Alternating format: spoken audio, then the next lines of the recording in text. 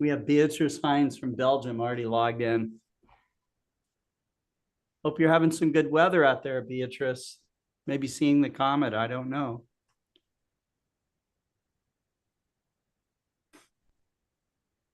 Is there audio on this? I can turn some audio up. Oh, no, I was just wondering. Audio. Yeah. We can guess what it's about and be the stars. And what are they like? yes, The Roman Space Telescope is similar to Hubble, but benefits from 30 years of technological development. It's pretty cool. Okay. So I think we're ready to get started here. If you're tuning in right now, you are watching the 159th Global Star Party with the theme of distant messengers. And we'll get started.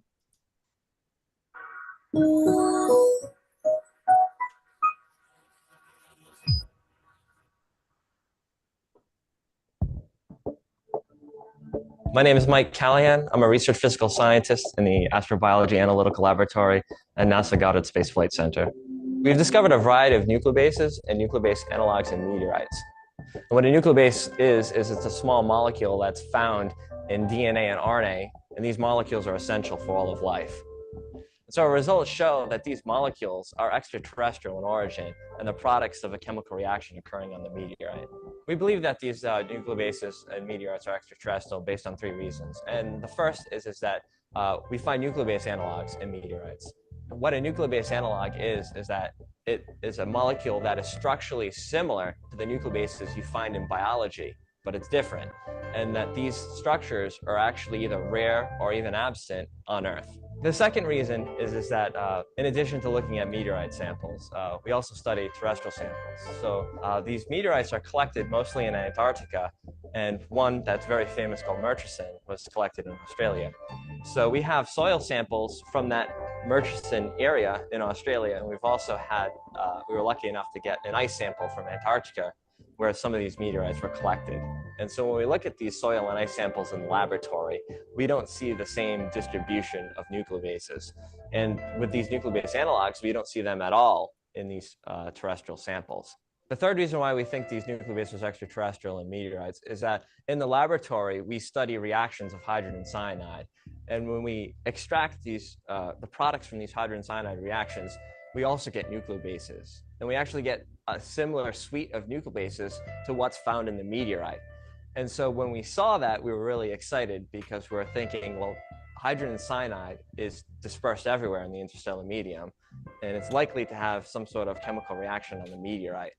And so when we saw that, that really convinced us a lot that we're seeing something from a chemical reaction rather than some sort of biological contamination coming into the meteorite. So this has implications for the origin of life on Earth. We know that meteorites contain amino acids, which are the building blocks of your proteins. And now from our research, we can show that nucleobases, which are the building blocks of your genetic material, like DNA and RNA, are also found in meteorites. And so these things together could have seeded an early Earth with these really important molecules that could have built up to the larger molecules you see today that are essential for biology.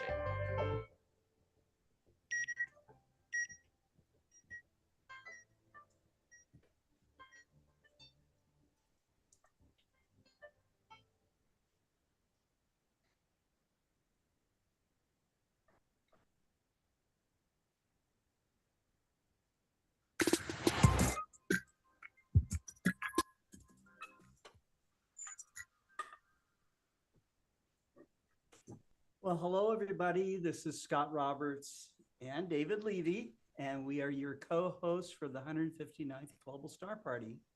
I'm excited that we have some people that haven't been on with us in a long time.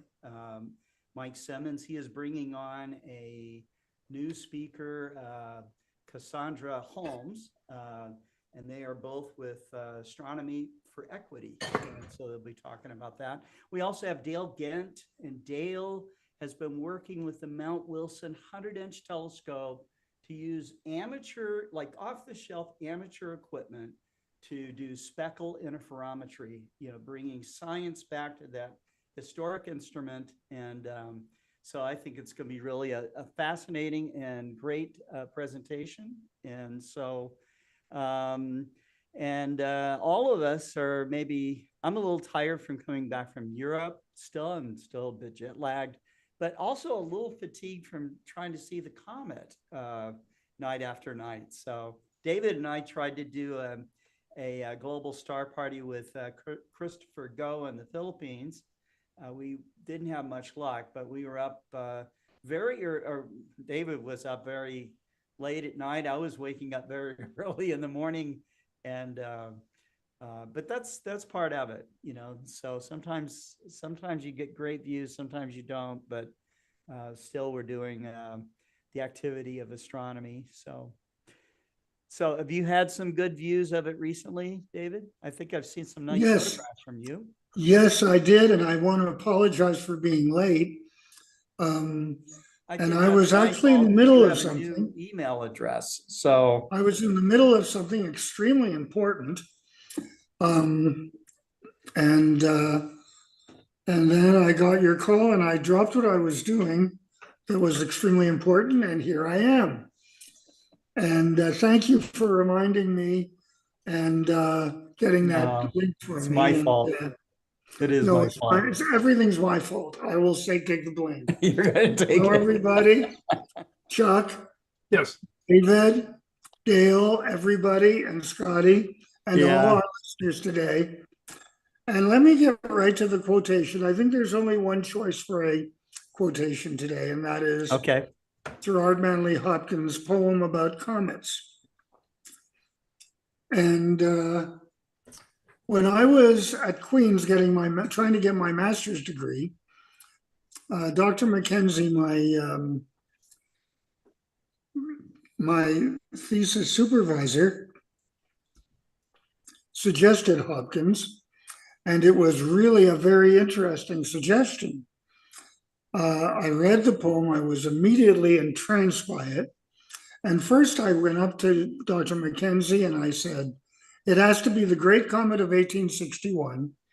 And he said, I don't think so, because the second line, bridging the slender difference of two stars, doesn't really apply. And he was kind of right. He was right on that. Then I tried the comet of 1862, Swift-Tuttle, which, as we know, is famous for the origin of the parent comet of the Perseid meteors. And but that I didn't like very much. But then came Comet Temple's comet of 1864. And I studied that one. And the interesting thing about it is that it was just weeks before Hopkins wrote that poem. It was part of he wrote it as part of a play he was writing called Florence in Italy. And it was very thoughtful. And I think a lot of you listening will have the same experience that a lot of people that I know did. And that is that Hopkins is probably the most difficult poet to read of any English poet outside of Chaucer. And it was really, really tough until you get to this little thing he wrote while he was at Cambridge University as an undergraduate. And so I found an article in the Illustrated London News, and it talked about this comet Temple-Respighi, and it said that the comet was on Monday next going to be pretty bright in the morning sky, and that it would be between the two stars Iota Aurigae and Beta Tauri. And I thought, well, that's got to be the two, bridging the slender difference of two stars. It had to be that. So I went into Dr. Mackenzie's office and I said, I got it. And I told him what it was, and he said, no. And I said, what do you mean, no? This is like the third comet I've come to you with. And tell me, he said, because I know the Greek what the Greek letters for stars mean. And an iota star is much too faint to be compared to a beta star. Don't you agree with that? And I said, normally, Dr. McKenzie, yes. But this time, no. You're wrong on that. He said, I'm wrong. I don't think any student has ever said that to me before. And I said, well, always the first time. And he said, how am I wrong? And I said, I know Auriga. And because of that lovely pentagonal shape of the stars, there are a lot of bright stars in Auriga. And it turns out that Iota Aurigae is less than a magnitude fainter than Beta Tauri. And he looked at me and he said, are you sure? And I said, sure, I'm sure. I just looked at it last night. And he looked at me and his face broke into a big smile and he said, David, you've got it. And so that turned out to be the major part of my MA thesis done in 1979 at Queen's. And now I would like to quote to you that poem in honor of Comet Tsuchinshan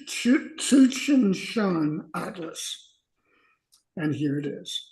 I am like a slip of comet, scarce worth discovery, in some corner seen, bridging the slender difference of two stars, come out of space or suddenly engendered by heady elements, for no man knows.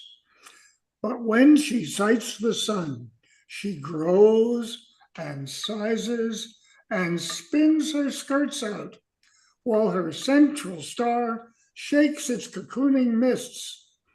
And so she comes to fields of light.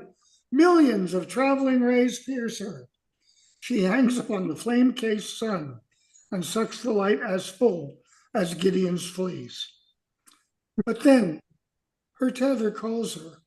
She falls off, and as she dwindles, sheds her smock of gold amidst the sistering planets, and then goes out into the cavernous dark, past single Saturn, last and solitary, and then goes out into the cavernous dark. So I go out. My little suite is done. I have drawn heat from this contagious sun. To not ungentle death, now forth I run. Thank you for letting me give you this little thing about Comet Temple, and back to you, Scotty. Great, thank you very much, David. Who knew there were so many poems about comets? So, and how often they inspired, great authors. So, with David Levy being one of them, so. All right, we are switching to the Astronomical League. David, I imagine that you will be at the next Alcon event. That is. I will be there. I think it's going to be in Bryce Canyon. And guys, it is so dark. It is so dark and beautiful there. And I'm looking forward to it, counting the months, almost a year. Months. So, and for what I understand, hotel rooms are already starting to get sold out, and ticket sales have been very aggressive. So we got our tickets and we got our rooms. And so we're happy about that. But if you want to stay at the Ruby Inn, which is an old historic hotel there, get your reservation in right now. And so, but Chuck will come on now and tell us all about it. Yes. Good evening. Thank you, Scott. The convention at Ruby's Inn, if you've never been to Bryce Canyon, it's right next to Zion National Park and not far from the Grand Canyon. So you can make a national park trip out of it. But it is dark there, and we have reserved space for observing there. Ruby's Inn is an incredible hotel, fantastic pool. They've got a general store. They've got just a very Western ambiance, a country and Western show every evening. It's a lot of fun. It's a real fun place to be. So I would encourage you to go. It's the last weekend in June. We're pressing 200 registrations already for this, and there are only 275 rooms available total in the room block. So you can register online by going to astroleague.org, and we hope you'll take advantage of this. At this point, our subject tonight is distant messengers. I'm going to share screen for a moment. And okay, let's try this. I took a few. These are taken with just a 200 millimeter Nice. lens from a light polluted area west of Louisville, and caught it on the first couple of nights when it was especially bright, and got this close up of it. And you see this little smudge up here. That's a globular cluster in Serpens called Messier 5. And you can see it in this image a little bit better. Oh, look also at the anti-tail. the anti-tail for the comet. And I hope you got a chance to see it. It certainly was at its brightest when it first appeared in the evening sky. The moon didn't help much. It was almost full at the time these pictures were taken. Since the topic tonight is distant messengers, I'm going to talk about something that comes from a distant messenger called Voyager 2 tonight. And Voyager 2 is currently almost 13 billion miles from Earth. It's the second furthest human-made object from the Earth, second only to Voyager 1, which is out at about 15 billion miles now. And it is the only mission that ever visited this planet, Neptune. Neptune, of course, is now the furthest planet in our solar system since Pluto became a dwarf planet. It resides at about 30 astronomical units from the sun, about 30 times further than the Earth does from the sun, or close to 2.8 billion miles out. And Neptune is the fourth largest planet in the solar system, but it's the third most massive, something people don't realize. It has a mass equivalent of about 17 Earths, whereas Uranus, the third largest planet, has a mass of only 15 Earths. So it's substantially more massive than Uranus, and that's why it's smaller, because the gravity is greater and pulling it in with a little greater density. It's the most dense of all of the gas giant worlds in our solar system. So what if we were flying around in the vicinity of Neptune? You'd find that orbiting Neptune or escaping from Neptune would not be substantially harder than orbiting the Earth or escaping from the Earth. It's rather remarkable. To escape the Earth completely, you need a speed of about 25,000 miles per hour. To get away from near the surface of Neptune's cloud tops, you'd have to achieve slightly greater speed of a little over 30,000 miles per hour. And the orbital speed around Neptune would be 21,245 miles. That's, say, 300 miles above the cloud tops. And that's not substantially greater than the 17,500 mile per hour orbital speed going around the Earth. Now, the reason for this, you'd think it would be much higher, the orbital speed and the escape velocity, but it's not. While the mass is 17 times greater than the Earth, there's a big difference in the radius of the two planets. The radius of Neptune is about 15,500 miles. The radius of the Earth about 4,000 miles. So you're 15/4 roughly times further away from the average location, the center of all the particles in the planet.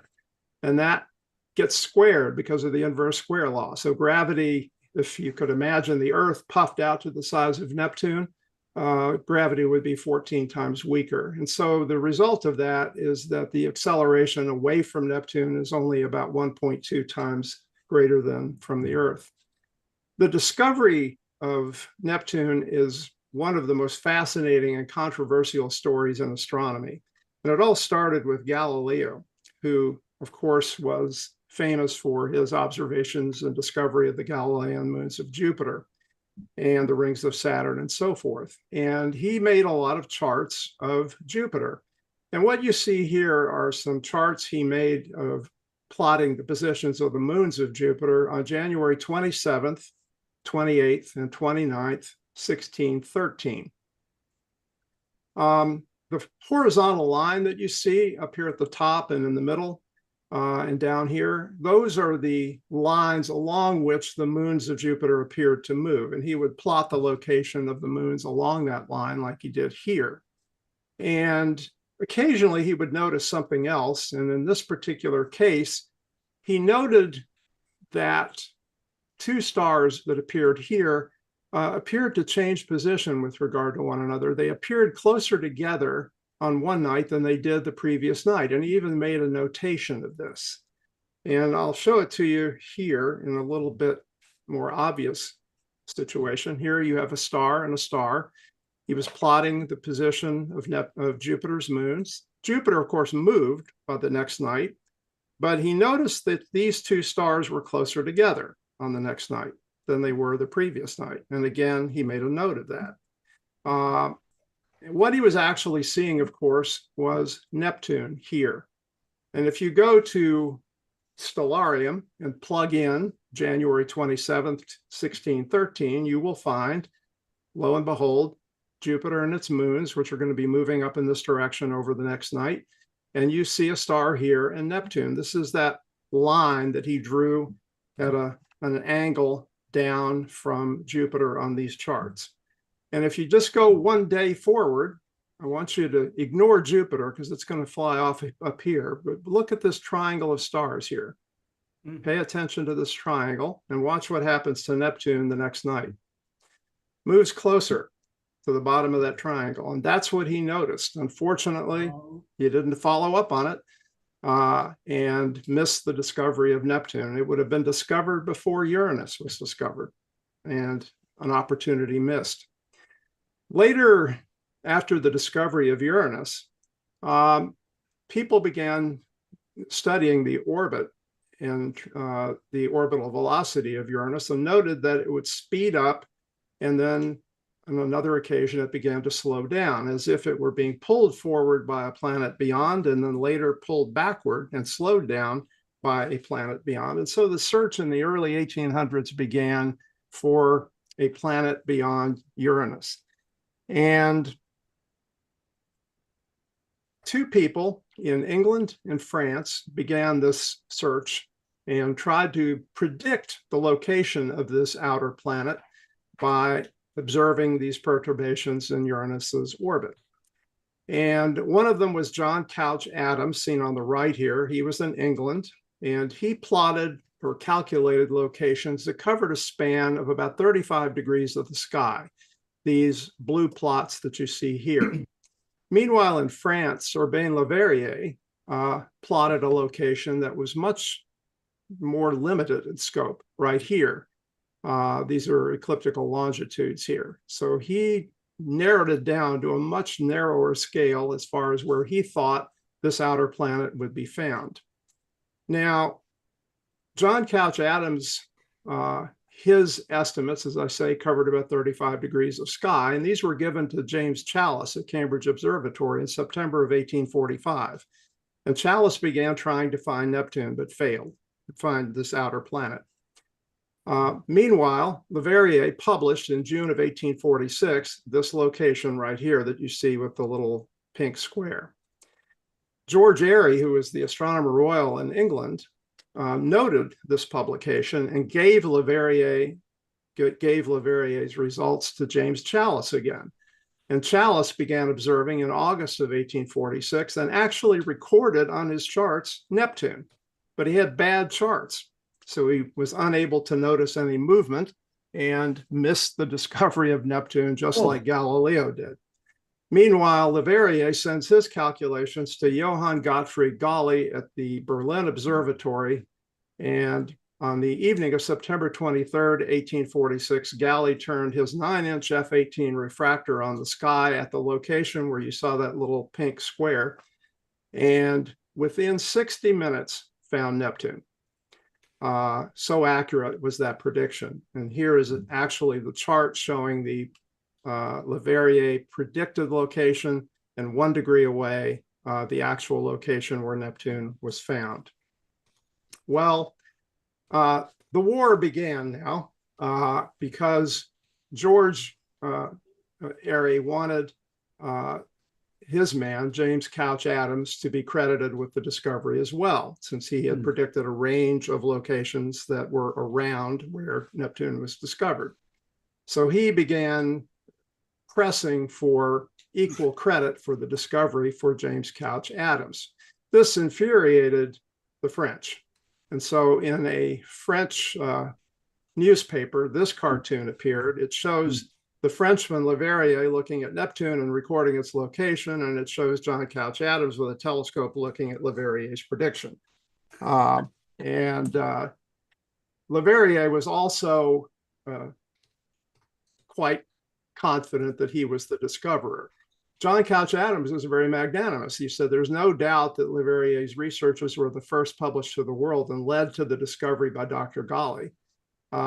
But again, Leverrier was not equally magnanimous and offered no co-credit to John Couch Adams, although history has recorded both as the discoverer of the planet, largely because at the time of the discovery, the British Empire was quite strong, and history gets written by winners, as you know. So they're both listed quite often. Even recently, a Scientific American article appeared, which proclaimed that the Brits stole Neptune and concluded that Leverrier's discovery was the sole achievement here. Well, Voyager 2 was destined to visit the outer planets. Voyager 2, of course, was launched before Voyager 1 because it was going to arrive at Jupiter after Voyager 1 did. And so Voyager 2 was destined to go to the outer planets of Uranus and Neptune. Voyager 1 did not. And so the trajectory for Voyager 2 was going to be a flyby of Jupiter, a gravity assist there, another one at Saturn, another one at Uranus, and another one at Neptune. And here is the trajectory that it was going to take. First Jupiter, then Saturn, then Uranus here, and then it's going to go over the North Pole of Neptune, and then because of that fly over the North Pole, begin dipping into the southern skies, which is exactly what it did. And here you see the trajectory from a side view of the solar system of Voyager 2, staying in the plane of the solar system until it arrived at Neptune. Then it dived over the North Pole and headed deep into the southern sky. And if you looked at a sky map of where Voyager 2 is, you see that it took a rather straight trajectory across the sky until it passed Neptune and then began its dive into Pavo in the southern hemisphere. These squiggles, of course, are because of the Earth's rotation around the sun as far as its location. So there's Neptune. This is an enhanced view that was taken with the green and orange filters when Voyager 2 was about 4 million miles from the planet. And of course, it discovered this great dark spot on the planet. We'll talk more about it in a few moments. And down here, a white cloud-like object moving at a different easterly speed than the great dark spot called Scooter. And then great dark spot 2 down here, also in an easterly trajectory across the planet. That's not the true color image of Neptune, though. If you were looking out of a spacecraft window at Neptune from this distance, this is what you would see. It's a much paler blue color, a bit brighter, and with a lot less resolution. This was taken with clear filters with some green filters attached and represents a more accurate color for it. For many years, astronomers felt that Neptune had rings. They kept observing Neptune to see if there was anything near Neptune that would occult stars that might be a ring around the planet. They did observe some occultations, but they were inconsistent. So they never could confirm it until, of course, a long exposure image was taken by Voyager 2, at which point they discovered that, yes, indeed, it does have a ring system. This was taken from 175,000 miles out when Voyager 2 was very close to the planet. And what you see here are multiple rings. First of all, the bright outer ring here is the Adams ring. And it's about 60 miles wide and 1,300 feet thick. You see a wide ring here that's a little fainter. This is called the Lassell ring, which is 2,400 miles wide and about 1,300 feet deep. You see a very bright inner ring called the Leverrier ring, again, 60 miles wide, like the Adams ring, and it's about 2,300 feet from top to bottom thickness. And then you see a faint ring in here, which is called the Golly ring, which is about 1,200 miles wide and 500 feet deep. Now, these are much thicker rings than you find around Saturn, which might be as thin as 30 meters thick. And the reason for that is Saturn's rings are mostly ice particles, whereas the rings of Neptune are mostly dust. And so they're harder to see, they're fainter, and they're thicker. And one of the rings, the Adams ring, proved to have 3 arcs. And these arcs explain why sometimes the ring would seem to occult a star and at other times it wouldn't. When the thick arcs covered a star, it occulted the star completely. And this contributed to the inability of people to confirm from Earth the existence of the rings. And these particular arcs are called liberté, égalité, and fraternité after French terms. So the narrow angle camera on Voyager 2 took this image, which is a better image of the Great Dark Spot and its methane cirrus clouds. It's about 8,000 miles wide, 4,000 miles from top to bottom. Down here, Scooter, and the Dark Spot 2 down here.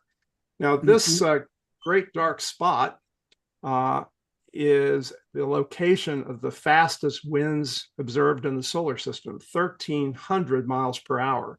Wow. So if you imagine that you're, let's say, dabbling in the upper atmosphere of Neptune at about this location here, you would be exposed to minus 360 degrees Fahrenheit temperatures, winds equivalent to a Category 62 hurricane, and quite an ugly methane odor that you might liken to someone who's had perhaps too much of a certain food. So not a hospitable environment at all. It's rotating counterclockwise, just as Jupiter's Great Red Spot does, as seen here. The difference between the Great Red Spot on Jupiter and the Great Dark Spot is that the Great Red Spot's been around for 400 years, at least. And the Great Dark Spot has not, because in 1995, just 6 years after Voyager 2 visited the planet, the Great Dark Spot had disappeared. But it was back in 2017. It started reappearing, and in 2018 had fully formed with another smaller dark spot here. And then by 2020, it had disappeared again. And so the question is, what's going on? And it turns out that these storms appear to follow solar maximum by about 2 years. So you have solar maximum, and then within a year or two afterwards, storms appear on Neptune. There appears to be a correlation there. So after maybe solar maximum next year, we should be looking a year or two beyond that for new storms on the planet Neptune. You've seen these images undoubtedly of cloud streaks. These streaks are 30 to 124 miles wide. They rise 31 miles above the surface of the planet, and again are indicative of incredible wind speeds on Neptune. We know from spectroscopy and from infrared studies, we've been able to do computer modeling of the interior, or what we suspect the interior of Neptune is like. The upper atmosphere, hydrogen, helium, and methane, and then below that, a mantle of water, ammonia, and methane ices. You get down to the core, you find a rocky core equivalent to about 1.2 Earth masses. And the pressure down there is about 6,000 times greater than the pressure at the bottom of the Marianas Trench, rather crushing 7 million atmospheres, and the temperature roughly equal to the temperature of the surface of the sun. Because Neptune is so massive and is in the vicinity of so many trans-Neptunian objects that lie beyond, it has forced a number of these trans-Neptunian objects into highly elliptical orbits where they come closer to the sun at one point in their orbit and much further in another. And it achieves a resonance with these objects. And the reason is that these trans-Neptunian objects want to steer clear of Neptune, and do very effectively. And down here you see a chart that shows the distance from the sun. Neptune is 30 astronomical units away, And you'll notice among the many TNOs, trans-Neptunian objects, that have fallen into resonance with Neptune, that the closer they are to 30 astronomical units away, the more eccentric their orbits are to avoid Neptune. And here you see a chart that shows Neptune's location, and the yellow dots represent the resonant TNOs. Look how they avoid it, because they spend more time further from the sun over here when they're going slowly. So they spend more time away from Neptune when they achieve these resonant orbits. Of course, Neptune has many moons, 16 of them, not nearly as many as the more massive Saturn and Jupiter, of course, but one of those moons is a very, very significant one, Triton. Triton is the 7th largest moon in the solar system. It's 1,691 miles in diameter. It's ice covered, 70% reflective, so it's very bright. It resides a little bit closer to Neptune than our moon is to Earth, but it's a bit smaller than our moon, and is undoubtedly captured TNO. And the reason astronomers believe that it's a captured TNO, or trans-Neptunian object, is that it's going in the opposite direction of Neptune's rotation, which would suggest that it did not form with Neptune by any means. And here you see that if Triton had not been captured, it would be the largest trans-Neptunian object and probably a dwarf planet, but it did get captured, leaving Pluto in that position. If you were at the surface of Neptune looking up at Triton, it would look like a very bright moon, and just about the same size as our moon looks from Earth.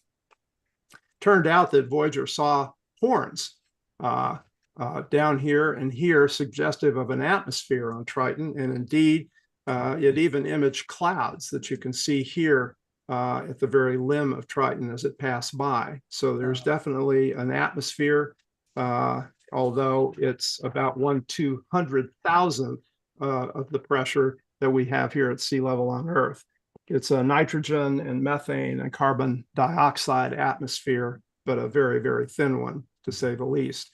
We've also seen these dark smears, which appear to be hydrocarbons that have been ejected through the ice from something below. Cryogenic or cryovolcanic eruptions that come through the ice distribute these streaks of hydrocarbons on the surface. They also cause a resurfacing of the surface of Triton. As you see here, it's seemingly a lake that resulted from this activity, the cryovolcanic venting that occurs through the ice. It's thought that what's happening is that there may be an ocean underneath the icy shell of Triton that's heated from within. This causes ices to be fired up through the ice and to erupt on the surface, spewing ice on the surface, causing these lake-like effects of solid ice and depositing the hydrocarbons on the surface. So it's an interesting place, and we actually have a proposal to go there.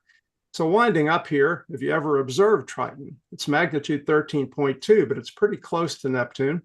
It usually resides somewhere between 12 and 17 seconds of arc from the planet, which has an angular diameter of about 2 seconds of arc. So you'd find it close by, and the best way is to go to Stellarium or to a Triton tracker on service and find out where to look for it when you observe Neptune, and use pretty good power when you do so, and you might be able to glimpse it. The other moons are pretty small. These are the second and third largest moons of Neptune. They're under 252 miles in size. They're both magnitude 19. Everything else is even smaller and much fainter. So if you have access to a 30-inch telescope, you might be able to bag at least Nereid, the third largest moon. There's a poor picture on the right here. So that's it. And the question is, when will we ever go back? And there are plans. China wants to visit Neptune in 2038 with 2 vehicles, one that will drop down to 620 miles and drop an atmospheric probe into the upper cloud decks. There's the ODNIS mission the ESA wants to launch in 2034 that will send a vehicle to Neptune and another to Uranus. There's the OSS mission. ESA and NASA are planning to have a flyby of Neptune. The Triton hopper that NASA has proposed would be especially interesting because it would land on Triton and then leap to different locations on the surface to study those hydrocarbons and ice lakes that have been deposited there from the volcanic vents. And then there's Neptune Odyssey that NASA is proposing to arrive at Neptune in 2049 that will orbit Neptune and deposit an atmospheric probe in the planet as well. So that's your outer planet. And with that, I will stop sharing. Thank you. Thank you. I learned a lot. That's great. Me too. I have even a comment. Yeah, Chuck, I really did enjoy your story of the discovery of Neptune. And I agree that it is one of the most emotional and telling stories of all in astronomy. But especially what got to me was the idea about the discovery of the rings of Saturn. And I wanted to add something a little bit to the story you were telling us and sharing with us. Christian Huygens in 1656 made the first observations of a ring. All Galileo was able to see with Saturn was that there were like 3 Saturns right next to each other. He thought something was wrong with his telescope. When Huygens found the ring, he was a little bit afraid, or either that or he followed custom. And he announced his discovery as an anagram. So he divided all the letters of the Latin phrase alphabetically, and he just put them in as an anagram. When someone figured it out, it came out with the following Latin phrase: Annulo cingitur, tenui plano ad eclipticam inclinato. It is surrounded by a thin, flat ring, nowhere touching, inclined to the ecliptic. And I think the way he did that, it's almost too bad that we don't discover and report comets this way. But I think if we did, most of them would go unreported at this time. But anyway, Chuck, I wanted to share that with you. It was a beautiful, lovely, emotion-packed presentation. Thank you. Well, thank you. I appreciate that, David, very much. Very good. That's great. Well, we're running a little bit behind, but that's okay. Sorry. That's okay. I mean, it's like the most amazing Neptune talk I've ever heard. So, and we're all here to learn. I did want to give a shout out to some of the people that are watching. We've got Barbara Harris out there in Florida. You know, we hope Barbara's weather has been okay. Beatrice Hines watching from Belgium. We've got Cesar Brolo tuning in. He'll be on a little bit later on. He's from Argentina. Mike Wiesner in Arizona, out there where David is. John Ray. Lori Stargazing Awe. Okay, Lori was at the eclipse event that we went to out in Texas. And Don Nab from the Astronomical League, Jim Mosley, Andrew Corkill, and I think I'm missing 1 or 2. And all the people that are out there just watching, thank you for tuning in to our 159th. But right now is time to turn this all over to David Eicher from Astronomy Magazine.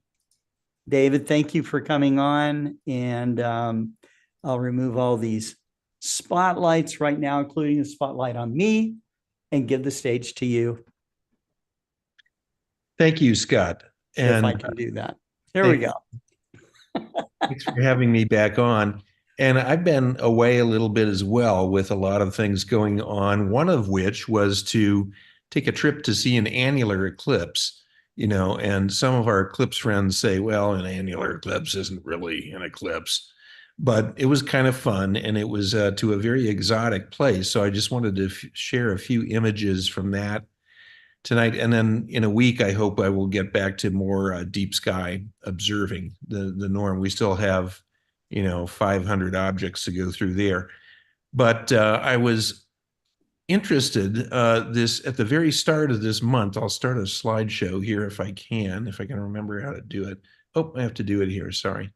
It's been so long. I will share my screen, and I will share the right thing on my screen, and I will start a slideshow, perhaps. And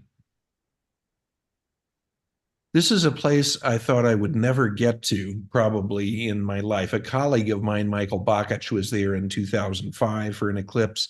It was a brief one there when I was down at the Galapagos.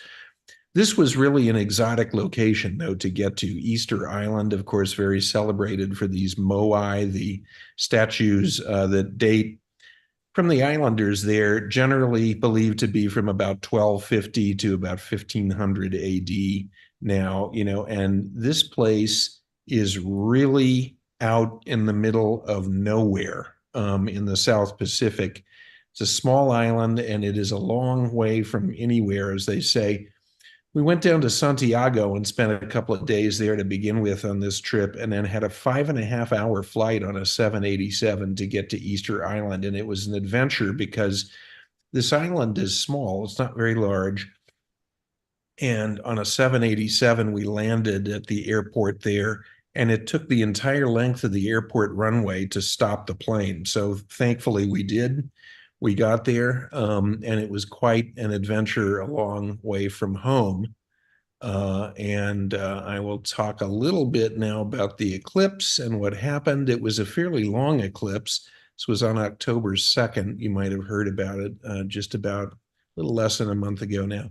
We had a very small group this time of people who were crazy enough to go all the way to Easter Island with our travel partner called Eclipse Traveler, composed of astronomy readers. It was a great adventure. It was fun. As I mentioned, I thought I'd never get to this place in my life. Really cool to see it. The moon was relatively distant for this eclipse, so the disk was small, and we had a relatively large ring or annulus of sunlight left.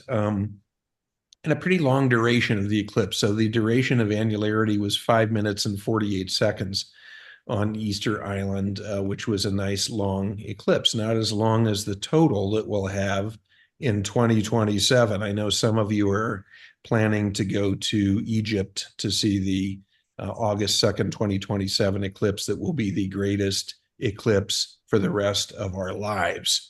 Having been to Egypt before, I think I can say that. So more on that to come.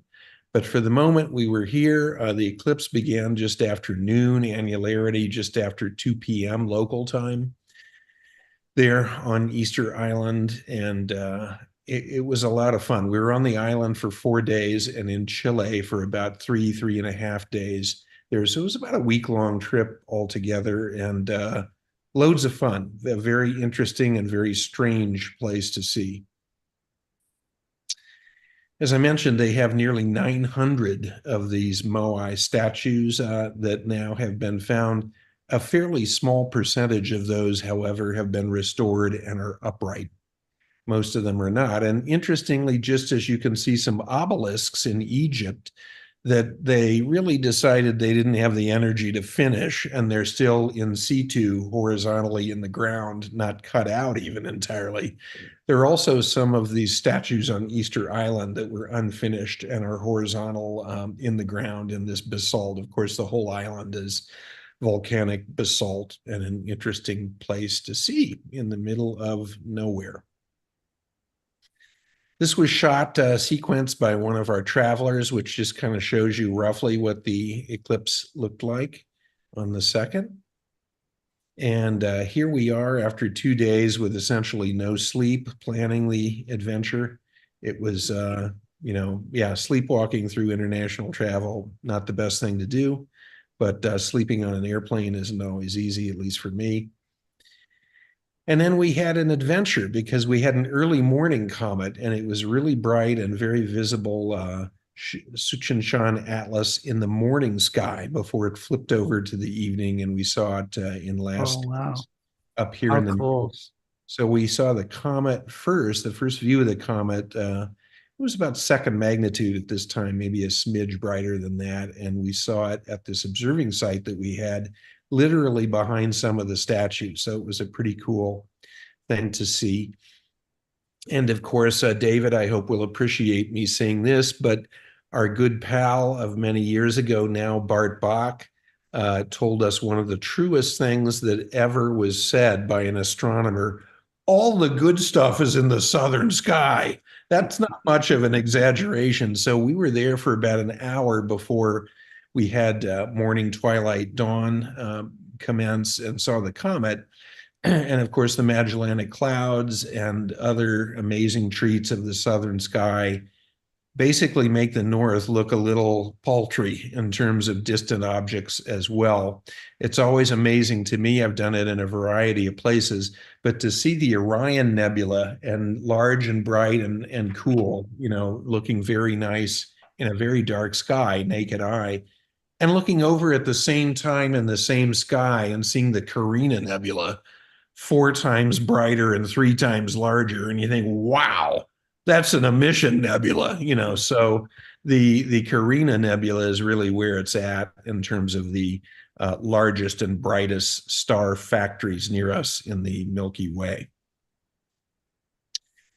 It's this shows you kind of what the island looked like. It's all volcanic, almost entirely basalt. As I said, it's small. It's about 14 by 7 miles, the extent of the island.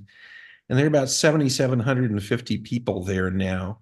You cannot move to Easter Island, or Rapa Nui as it's known in South Pacific culture, if you will, or the original culture, because except for tourists temporarily being there, the island would essentially be destroyed if there were more people there. So the islanders are very happy. They have lots of fun there. This is an extinct volcano called Ranu Kau that is there, and you can see it's large and sort of right on the coast there. So there's lots of cool stuff to see there aside from the statuary.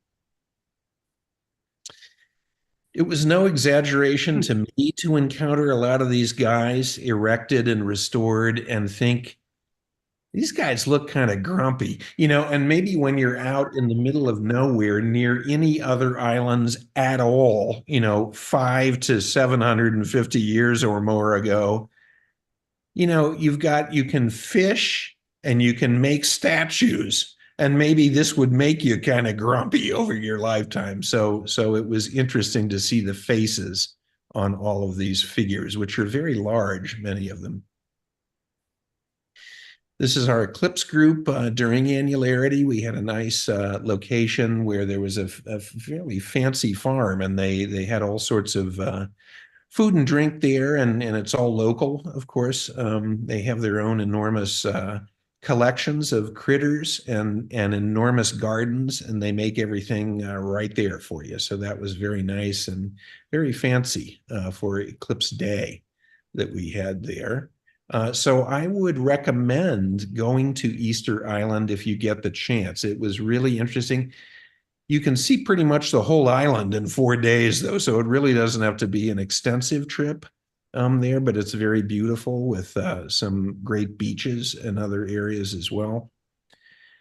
And that does it for me. I just wanted to simply share that very quickly, and I can tell you the December issue of Astronomy has a story by Marcia Bartusiak and collaborators about perhaps why the Hubble constant should be renamed. And there was a guy, of course, we're about to next month celebrate the opening of the Astronomy Discovery Center, this new $50 million renovation of Lowell Observatory and the new museums there. And there was a fellow in 1912 who was more than a decade ahead of our friend Edwin Hubble, V.M. Slipher, Vesto M. Slipher, who really first, with his famous spectrograph at Lowell, discovered that the universe was expanding, and as they were known then, spiral nebulae were all essentially moving away from each other, with some exceptions like Andromeda that will eventually do a dance with the Milky Way. So that story is coming up in astronomy.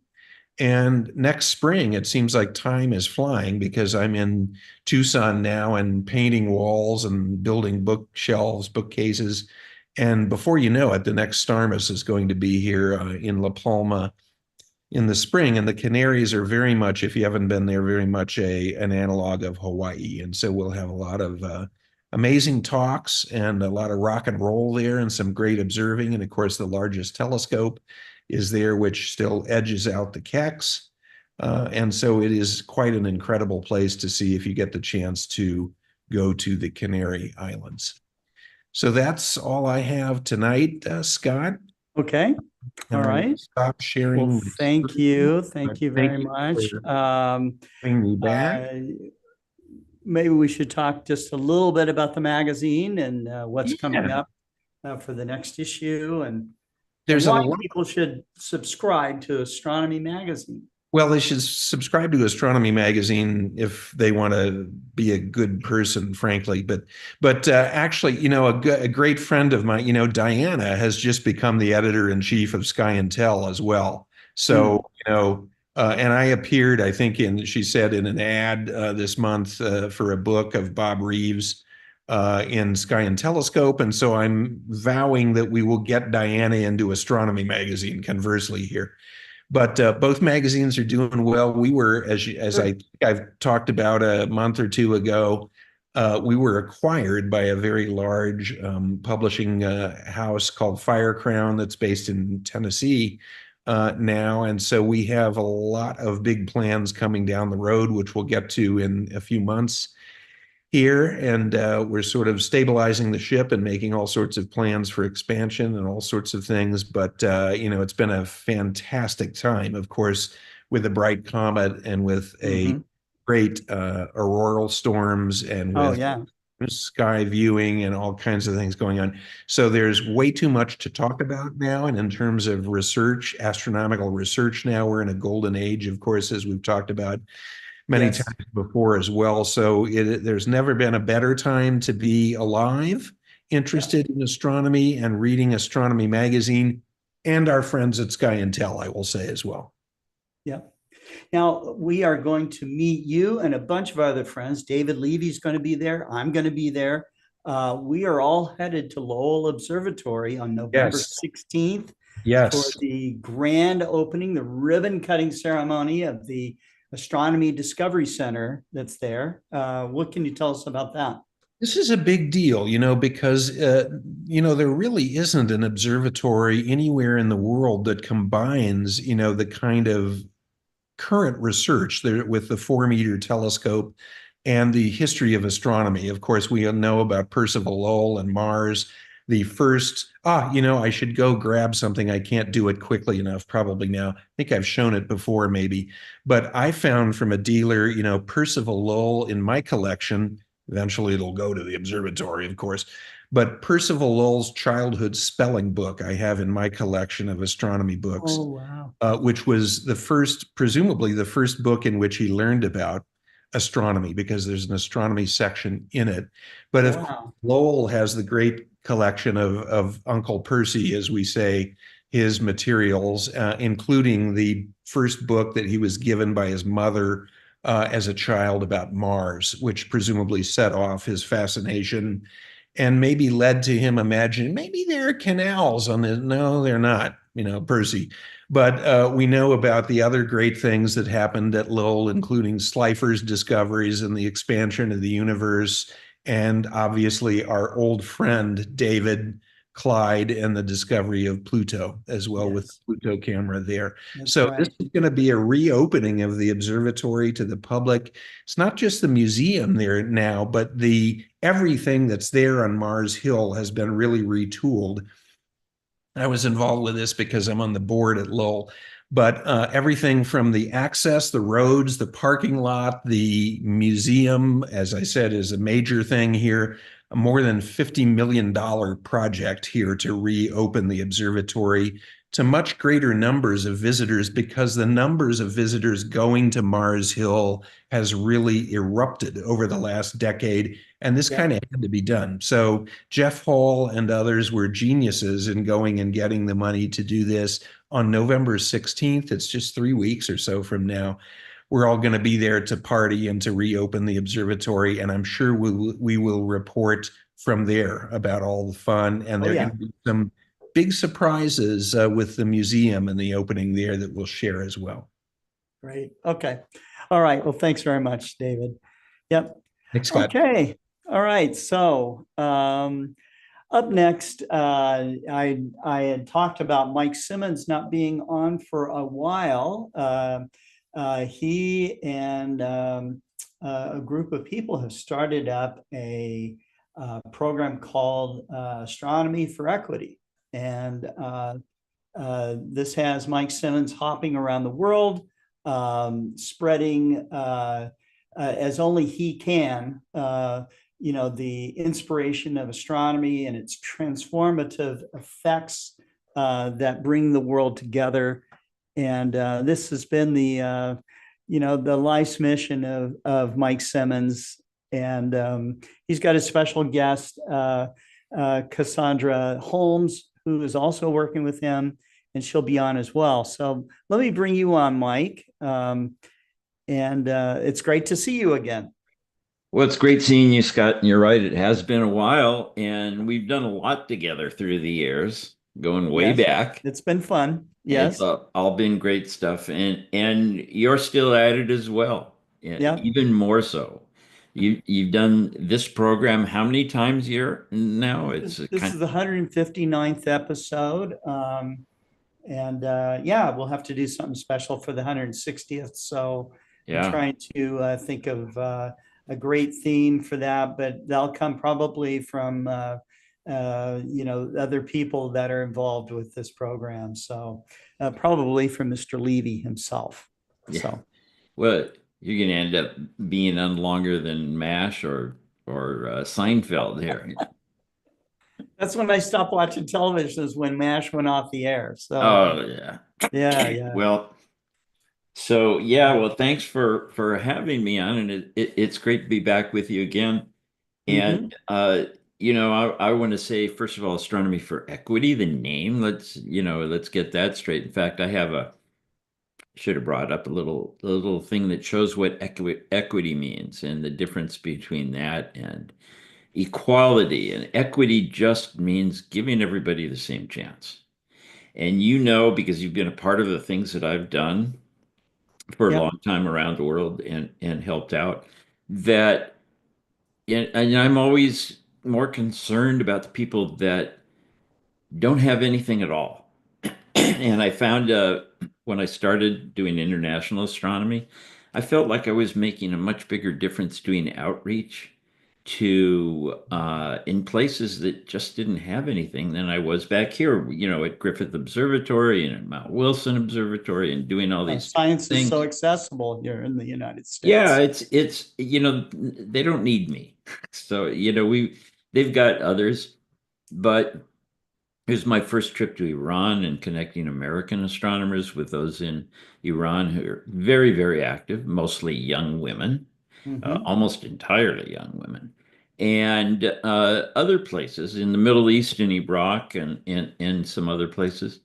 So now I've learned so much about how to use astronomy to improve people's lives around the world that I just decided I'm just going to focus on that. And equity means giving everyone a chance. And there are amazing people that I meet everywhere.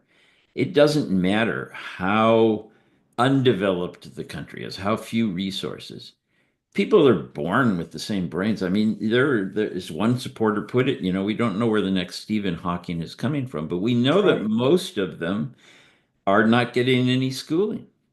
And I talk about, I've changed from saying underserved places because we're used to that. And we have people who, plenty of fantastic programs for people that don't have enough opportunity. But most of the world that we in America don't see has nothing. They don't have an opportunity. Zero. Of any kind whatsoever. And it's at least 80% of the world. So living without a chance. And I've had the opportunity to help some people in developing countries who really had what it takes to do something with their lives and for their country and for the world. And it takes very, very little. So that's all I'm doing now.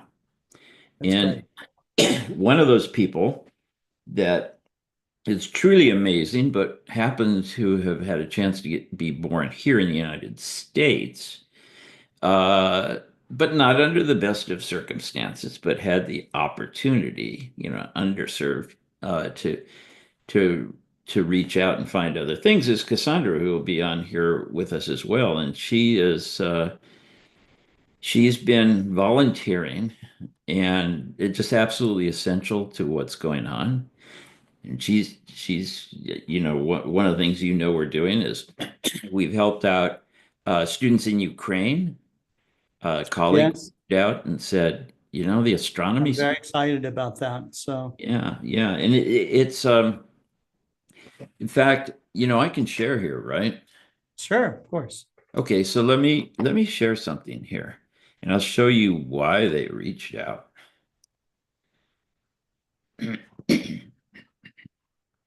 So this is showing January 2022, the lights as taken from the International Space Station. Now, I'm on the board of Dark Sky International, was called International Dark Sky Association. So this is not something we'd like to see, but it's just the way it is. So Kharkiv, Dnipro, and Kiev, and a year later, this is what they looked like. And this is what happened with the war. Well, everybody knows the hardship that's there, but these astronomy students reached out through a colleague who is helping them. Again, very advanced, very educated students looking forward to studying in Europe or the US or any place in the world, and had their lives disrupted. But these astronomy students said, she was getting them laptops and other things they need for education. She said, our skies go dark. We need telescopes. So we got them telescopes. And they can take advantage of that dark now. And Cassandra has a great way of putting these things to. She's very poetic. So I'll let her talk about it as well. But Mhm. we're bringing light in the darkness, really. And that darkness is an opportunity. So, and this is, I've gotten telescopes for others, uh, middle school astronomy clubs in Libya where they've gone through war and ISIS and revolution and everything else. And again, it's mostly young women. And Nigeria, refugee camps and places where people are doing amazing things with astronomy. We have some other plans too to highlight those people, but so that's what it's all about. And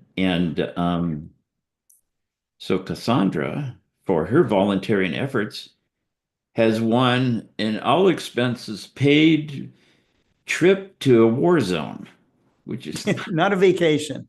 it's not it's it's a it's a kind of vacation that some of us take. And I do Mm. things like that. And she's kind of So drunk. you guys are actually going into the Ukraine to a war zone. I had communication with a husband and wife over there, and they described what it's really like on a day-to-day basis of watching aerial combat events happen above their house, seeing missiles fly over, this kind of stuff. And it's absolutely horrific. I mean, uh, you know, to chat with someone like that, and to know that this isn't, it's one thing to hear about stuff on the news, but is quite another thing when you are getting the real emotions and expressions from someone that is having to experiencing that, and it makes you feel helpless. It makes you feel helpless, and I thank God that they were able to get out of the country, but they're now refugees, and so they're going through the whole refugee scene, and these were people that were middle class, had normal lives, and so I think that the people that have chosen to stay or have to stay, okay, not everybody can leave. I think to be inspired by something, okay, is going to be very important. You and I both know Primvera Hysini. She's from Kosovo, another war-torn country. She helped heal that country through astronomy, and she's still doing a lot of that work. Again, that's being done by young people. It's very, very inspiring. But I think the same thing's going to happen in the Ukraine. At least I hope so. Yeah. Well, things have changed a lot, and it depends on where you are there. So in Kyiv, for example, there are constant missiles and drones. Yeah. But their defense system is so good, they shoot them all down. And so when we were deciding on a hotel to stay in, somebody suggested one that's close to where we're going to meet with astronomy students there. And somebody else said, well, that's out in the outskirts of the city, so it's very noisy.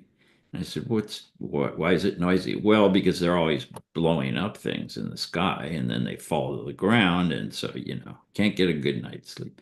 So we're staying more in downtown, which came recommended because it has a very good bomb shelter, which is not something I've seen on the filters when choosing hotels before. Yeah, it's not on Swimming price. pool, observation deck, bomb shelter. You don't see that kind of thing. But I feel quite comfortable going there. Now, Mykolaiv almost down to the Black Sea is a place that we're going, which is a little dicier. But people go on with their lives like normal. I know people in Kharkiv, right on the front lines. One reporter there, and astrophotographer is really good. So it's just like anything else. It depends on where you go. And, I was in Iraq before and after the invasion, but I didn't return back to Baghdad after the invasion because it was really bad. I was doing a story up in the north, and a New York Times photographer came up to shoot some things for it. And he told me what it was like there, and just, I'm not going there, or wasn't then. But I know people that have actually moved out and then have moved back because things have gotten better. Even though they have this all the time, but they've learned to live with it. It's become part of the routine. It's what you have to do. And I can show some pictures too of classes being held in bomb shelters. It's just a regular thing.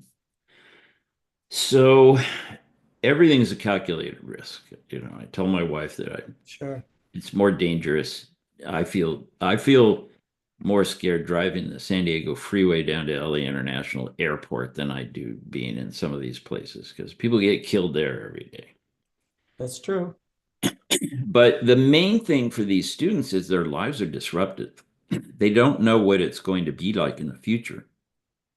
They had everything planned out. And as you imagine here, if you're a high school student, say, and you're a science student, and these are some of the best and brightest in a place that does a lot of software development and other services for Western countries. And all of a sudden, it's like you don't know what your future is going to be like. And they're competing in international astronomy Olympiads and things like this. So it's really tough on them. And a psychologist I know in Ukraine said that when you hope, you dream, and they've stopped hoping. They don't have dreams anymore. But the things that they shared with us when I said, well, we're going to do crowdfunding. We need some things from you, saying what, why you want a telescope, what it means. It's just heart-wrenching. It's a chance for them to dream, just as we all do, but they need it more than we do to escape to the cosmos, be a part of the universe. It's true. It's true. I've been studying the the science of awe. Yeah. And there are psychologists today that say that we need a major double dose of awe just to maintain our sanity about every 2 weeks. Okay, so I can't imagine running through life without dreams, without hope, without thinking that there's a future, you know. That's got to be the norm in a war zone, I would think. Yeah. And I'll tell you honestly, it's the norm in most of the world. Because you talk to young people in Central Africa or in South Asia or something like that, and they see everything's fine at first, and then they grow up and see what the rest of the world is like, and they see what others can do. And I've gotten letters from them so many times over the years. I want to be an astronomer, but I don't see any way to do that here. And you encourage them and inspire them, and sometimes they have the ability to get out of there. Sometimes it takes. That's true. Yeah, but I know that's the reason why you keep at it, because you see that it is possible, that it does happen. It does. And for anyone that's listening to this, they that might be stuck right now thinking that that their lives are pointless. Okay, they're not, and there are so many possibilities. I mean, of course, all the possibilities exist for negative things to happen, but guess what? All the possibilities for positive things also exist at the same time. And so, and it really depends on which way you want to push the needle as a person, so you might have difficulty. It might be really, really tough. Okay. But you can get there. And, so it's wonderful that Mike, this is not just a general interest of yours. This is not just a hobby or a pastime or some lunacy. This is something where you've made a difference, and you continue to make a difference. And all of us that have done astronomy outreach on almost any level, we know it and we see it. Okay. And so, congratulations on doing that. You've been doing it since the 70s. I guess. Is that right? I've been doing outreach since the 70s and the international stuff for the last 25 years. And yeah, it's just, now I might disagree with you about it's not lunacy, because I'm not so sure about that. Well, thank God that we have some lunacy then. So. Yeah, I agree. Lunatics. We do need that. And there's so many places, and astronomy is used. We're not going to have time to talk about it all, but we have a new podcast that's coming. It's on our website. Okay. And it shows, and I could even share that if you wanted, if time allows. But people don't know why we want to do astronomy. The people you have on here, we love it. And there are people who love to watch and so on. But then when it comes time, people say, what good is that? Why do you want to study that? Why do you want to do that? Why do you want to spend money on these things? Well, I know, and you've spent a lot of your personal money doing this. I know, and we've been friends for a long time, and I know for a fact, this is something that Mike has put his money where his mouth is many, many times. So, yeah, this is, don't tell my wife. She already knows. She knows, yeah, and I'm doing my best not to, and there are other things that has to go to, but yeah, it's been worth it. I mean, so there are people asking right now in chat where if they were to donate money, where would they donate it to? Oh boy, that's my favorite question. Thanks for asking. So our website is astronomy. It's Astronomy for Equity. The website is equity.org.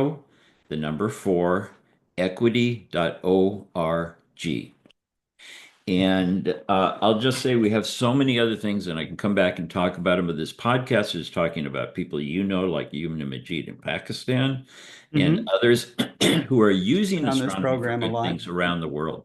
Yeah. I know hundreds of these people, and they all do it on their own dime, on their own time. And these are in places where they've got nothing. And so we're sharing those stories with everybody. There is a page on the website, Big Impact Astronomy, showing why we use it, how we use astronomy to introduce science and STEM education in developing countries, astronomy for the blind, astronomy in refugee camps, in other ways to inspire, encourage, to get women in places that they don't ordinarily get a chance to get into science and say, oh, yeah, I can be a scientist if I want to. I know Mhm. people are all around the world doing this. So what we're doing, that's good, but they're the ones out there doing it, They're just doing like it. the amateur Yeah. astronomers you and I have worked with for years, Scott. They're out Yeah. there doing it. Yeah. And we're going to tell their stories. That I think is going to be one of the most important things that That's I've great. ever done. So do we want to bring Cassandra on now? Yes, we do. Okay, let's do that. Cassandra, here we go. And I think that she's very involved in um, astronomy for the Site Challenge. That's one of the things I read about her. Cassandra, thank you for coming on to Global Star Party. And I realize, both Mike and yourself have told me that you've been into this for about a year, but you've made some tremendous headway. You have a mobile, is that right? You have a mobile observatory. Yes. Most first-year amateur astronomers do not have a mobile observatory. In fact, well, I've taken stuff around, but but nothing as cool as what you've got. Okay. You've got a beautiful website. And those of you who are watching, if you go to the schedule page that I put up, which is explorescientific.com/GPS 159, you can go down and see the bios for both Mike and Cassandra. But you are doing some impressive stuff. How long ago did you get interested in astronomy, and what made you do this? Well, it's a pleasure to be on here speaking with you guys today. And I am fairly new, about a year and 2 months into astronomy. I always had I think everybody always has a natural curiosity for space, but it's whether it's fostered or not, or nurtured, that's a whole different question. And so I went to Los Angeles, or I'm right outside of Los Angeles in Riverside right now, but I went to Griffith Observatory for their monthly star party last year. And that day that my life changed forever. I've worn several hats in my life. I've done a little bit of everything from private investigating to travel agent to certified nursing assistant. And I never quite found what I was looking for until I walked into Griffith Observatory and met Los Angeles Astronomical Society. My life changed forever. I looked through a telescope and saw Saturn's rings. And I knew from that moment forward that I wanted to share this with everybody that I possibly could, and offer them a chance to an opportunity to see these things for themselves firsthand. Saturn's rings, or a distant galaxy 2.5 million light years away. It's that we don't think about. And you said it so beautifully earlier. When it comes to living the everyday life, our jobs, our stresses, It's not paying attention to, we get that the sun that comes up in the morning that's nurturing everything that we can possibly think of, is connected there. I sometimes, and my audience knows this, sometimes I go off on the deep end talking about this stuff. But it is absolutely true that, we are, as Carl Sagan put it, we're made of star stuff, stardust, and we are connected in ways that we can't even imagine all the ways.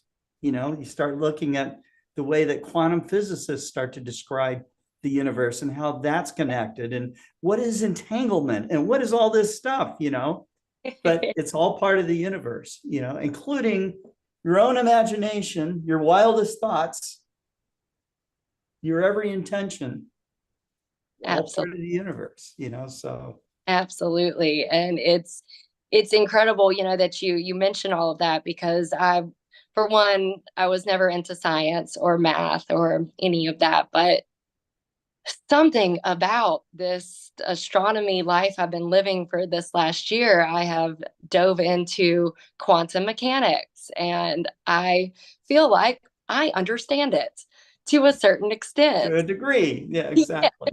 Yeah, very small degree, but it's opening up my eyes to just how much we are all connected under one sky. And that's that, I strive. And that's been Mike Simmons's, philosophy, and his mantra, for decades. So, and it has united people around the world. So, and I've seen it happen firsthand with him. So that's, we're very lucky to have a Mike Simmons loose in the world, so.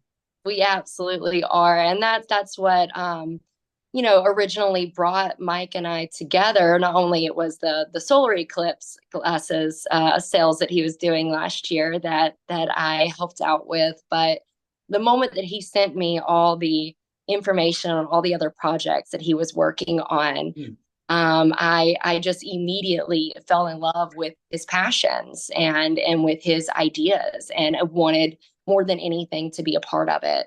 And it didn't matter if I had to volunteer for it, in some way, I just wanted to be a part of the impact that he was going to make around the world. And I think that's exactly what, what we're working on right now, is to leave that lasting impact and just introduce astronomy to as many people as we possibly can. And also remind people that we are all connected under one sky, and unite that on that front. So I'm extremely grateful for the opportunity to just be a part of this Unity project, is what at least I'm calling it, the Unity project. To remind as many people as possible just how connected we truly are. Cassandra, you're going with Mike to the Ukraine, is that right?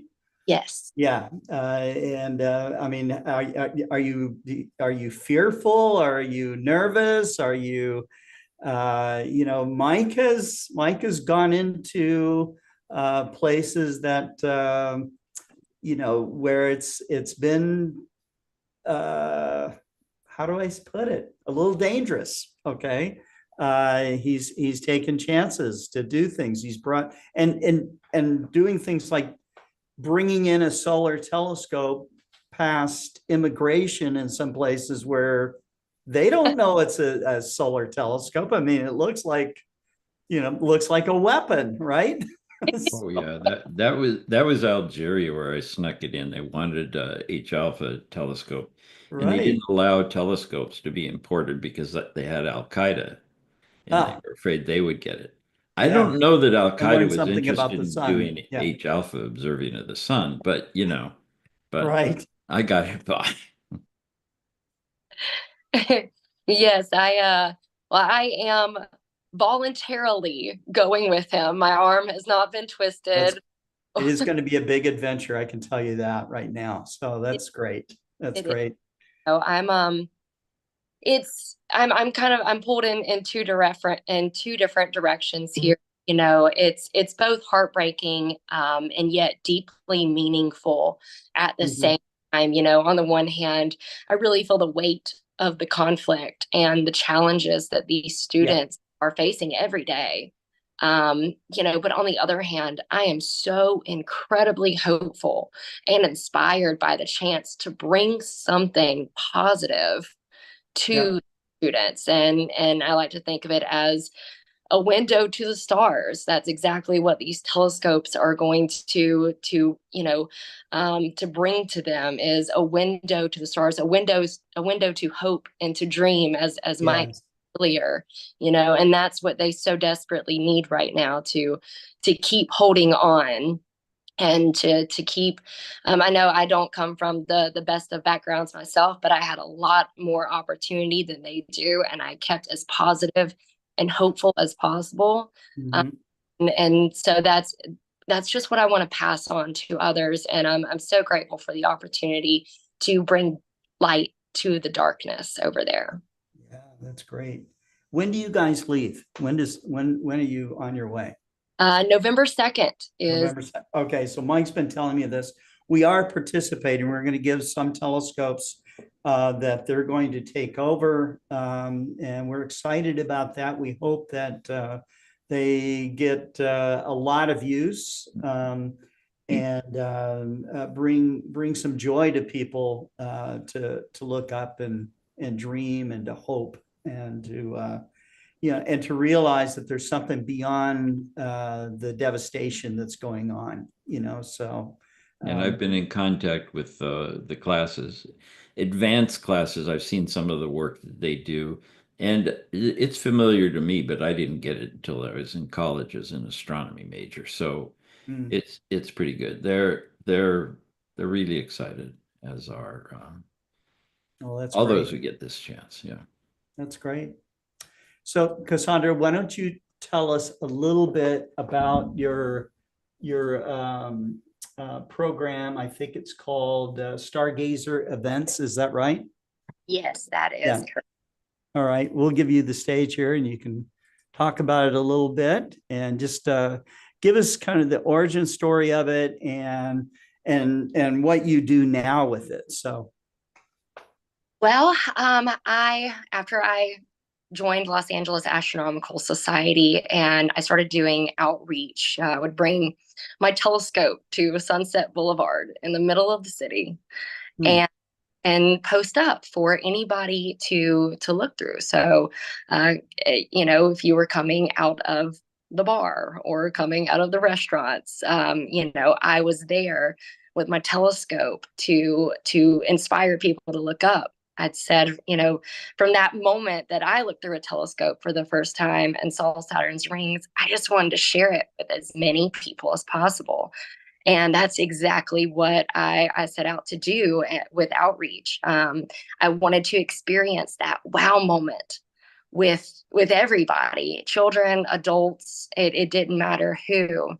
And so the idea came between my partner and I to set up a mobile observatory that brings telescopes to all sorts of events, whether it's a wedding, a party, wineries, resorts, corporate events, country clubs. We've been going all the way from Paso Robles to Palm Springs, down to Laguna Beach, bringing a mobile observatory with us. So a traditional telescope to look at the moon or planets, and then also the deep space telescopes. I've got a Vaonis Vespera that I bring around with me, and just it changes everything for people, because even the ones who do know that, okay, we have planets above us, we have stars, we have the moon, we don't think about the galaxies and the nebulas and just what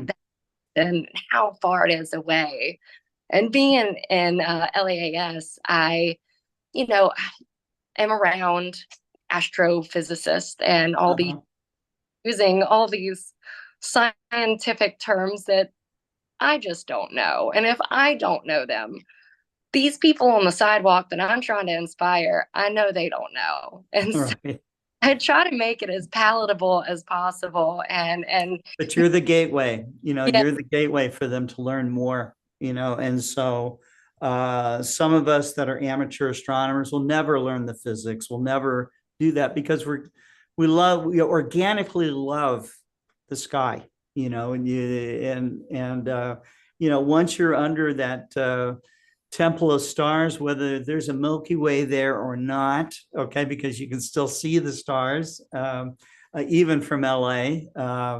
It's still very inspiring. And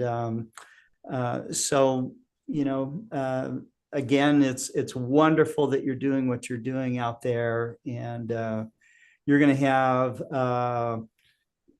to come back, I think, a changed person, and really solidified in your mission moving forward when you come back from the Ukraine. So be careful out there, and I hope to have you back on the program so that you can report what it was like. So. Absolutely. Okay. Thank you so much for the opportunity. Right. I've shared your website, and so if you want to learn more about her, and go to the stargazereventsla.com website, right? Yeah. All right, good. All right, well, thank you very much. All right. Thank you. Mike, thank you. Thanks for being in here with us. So Thanks for so right now we are going to bring on Marcelo Souza. Marcelo is, of course, from Brazil, and he is the editor of our magazine, and he does a tremendous amount of work in doing educational outreach in South America, especially in Brazil. He has established, I think, the first dark sky park in Brazil as well. And so how are things going, Marcelo? Hi, nice to meet you, Scott. And it's a great pleasure and an honor to be with you and to meet Mike Simmons here, Dr. David Yep. Lee, and all the He was people down here. in Brazil before, I know. Yes, I ever have to thank Mike Simmons for all the support he gave to me, to our group here in Brazil. We began the international contacts with his help. He visited us in 2008 the first time, and he is the founder of the Astronomers Without Borders, and our international contacts began with his support. Thank you very much, Mike Simmons. It's a great honor to meet you. For me, ever is a pleasure to. And Mike Simmons developed a fantastic work, has fantastic projects, and for me, it is fantastic, and to meet him again here. And our group, me and our group, had all the international contacts from his support. Thank you very much, Mike, for all your help. It's great to see you here. And October 2, we had an eclipse here, a partial eclipse. It was not a total eclipse, solar eclipse, but we had the opportunity to see part of the sun eclipse. I will share here the images of our. It was a short event because it was raining before. Then, as our astronomers, I think that everybody in the world has the hope that the weather will be fine in the moment of the event. Then we organized an observation in a bridge near us. That was the best place to see the eclipse. I am trying to share here, if my computer allow me. Here, sorry, let me change here. I think that is working. Can you see my screen? It's for me now. Everything it's frozen. Yeah, it's starting to. It says started screen sharing. Let's see. Because everything is frozen here. Sorry about my Double computer. click to enter full screen mode. Okay, it looks like something's coming up. Yes, but it's not what I shared. Let me check here what's happening. Okay, Let me close here. Sorry, Scott, but no problem. this computer bring me problems every time. Okay, I'll share again. Let's try again. I'll try again. I think that now it will work. Let me try. And now, can you see? Not yet. Oh, what's happening? It's my PowerPoint, no? That's it. No, it's like a gray box with an orange stripe at the bottom. Something is wrong here. I'll do everything again. So I will be talking and try to share. Then Okay. you see. It was not, it was a partial solar eclipse. Only a few parts, less than 10% of the surface that we see from Earth, the sun that we see from Earth, that was possible to see the moon in front of this. But we, even that with this partial solar eclipse, we organize an event in a bridge near us here in our city. I don't know what's happening, but it's not working. Sorry. And can you see something? No, it looks like it's trying to show part of a presentation. Is any part of your presentation like orange color? Yes. Yeah, it's getting just maybe the top of it at the very bottom of the screen. For me, it's blinking here. It's blinking. Okay. Yes, I don't know what's happening here. Okay. It's blinking. I'll be speaking. Well, you can describe it. Just Yes. describe is okay. I don't know why it's blinking, but we have 4 bridges crossing the river here in our city, and we organize the event in one of the bridges because we have 2 levels, and one of the level of the bridge people can Mhm. walk. Then we organize everything there, and we invite many people, and the people that cross the bridge. And we had many people participate in the observations. Not was not like the big event that we organized, but we had people that was crossing the bridge and looked with us and had the opportunity to see this partial eclipse of the sun. I'd like to show something, but I think that today something is not working. And during the event, we found a new place to organize observations here. And we tried to make the observation also of the comets here, but it didn't work. In our city, we have many days with rain, and when it was clean, it wasn't possible to see the comets. I don't know why, but it's for us here, it wasn't possible. I don't know what happened because I saw many people that saw the comet, but we tried many times here, Hmm. and it wasn't possible to see the comet here. I know that in northern hemisphere everybody saw, né? But here for us it wasn't possible to see the the eclipse. I don't know why, but I think that this southern hemisphere this time wasn't a good place to observe the eclipse. I'm trying to make something different here that I think that maybe it will work. And I'm changing something here because I would like to show images Okay. about the topic of this that you asked us to talk, that was about the distant objects in the universe. And we I think that in the beginning of October, we have new information about objects that in the deep sky that was observed by the James Webb Telescope.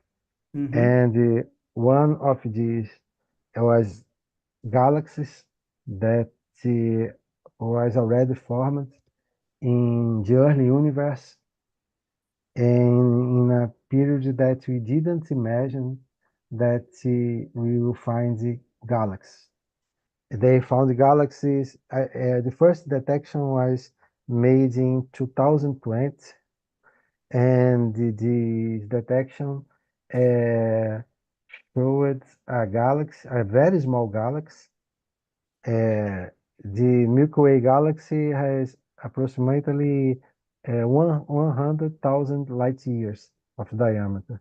This galaxy has 1,600 light years, a very small galaxy. But it was formed, they measure, né? And they know that the distance was formed probably near 2,000 million years after the Big Bang. And in the theory that you have now, that you use now, we consider that the galaxy can, our estimate that the period from 400 million years after the Big Bang to 600 million after the Big Bang. 400 million after the Big Bang, the period that you imagine that was formed the first stars, and then is the period that you can have the first galaxy. And they found this galaxy was in the images that they took, it was formed the measurement was 290 million years after the Big Bang. And this is something that need for us to explain how that is possible to have a galaxy formed this period. We need to analyze again the prediction made when we use the Big Bang model that we use nowadays. That it's not a prediction that we expect from the model that we use nowadays. Then it's something that we are discussing now, and I think that as I know, we don't have an explanation for this yet. And maybe the best explanation or the best thing to do is to change the model, to have other predictions. But the Big Bang model have many problems, and this is one of the problems that we detect using the new technologies that you have now, that are these fantastic space telescopes that we are using. I think that maybe now I can share something.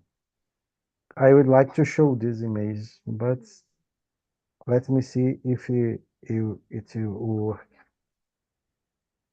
And another new result was announced in the beginning of October.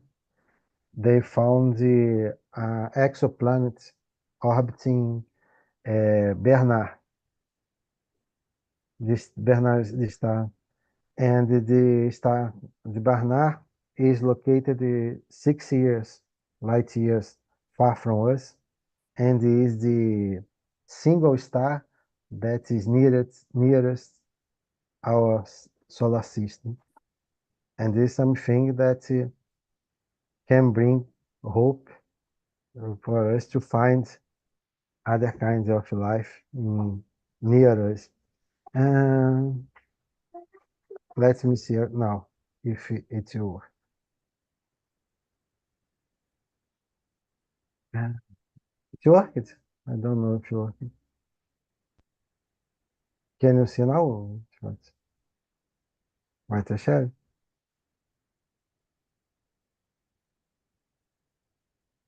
Yeah, Can you see? I can see it. Yes? Worked? I I'm hope. seeing it. Thank you. Yes. Now I will share here because I Okay. changed it from PowerPoint to a PDF file. Then I need to know how that I can change. Let me try to here. Here are the image of the observation. I think that is changing. I don't know how, but I click something here that changes the image. This was the observation this bridge that I have the west without buildings, and now we are using to look at the sunsets there. I need only to find how to change the image. Yeah, I like that shot.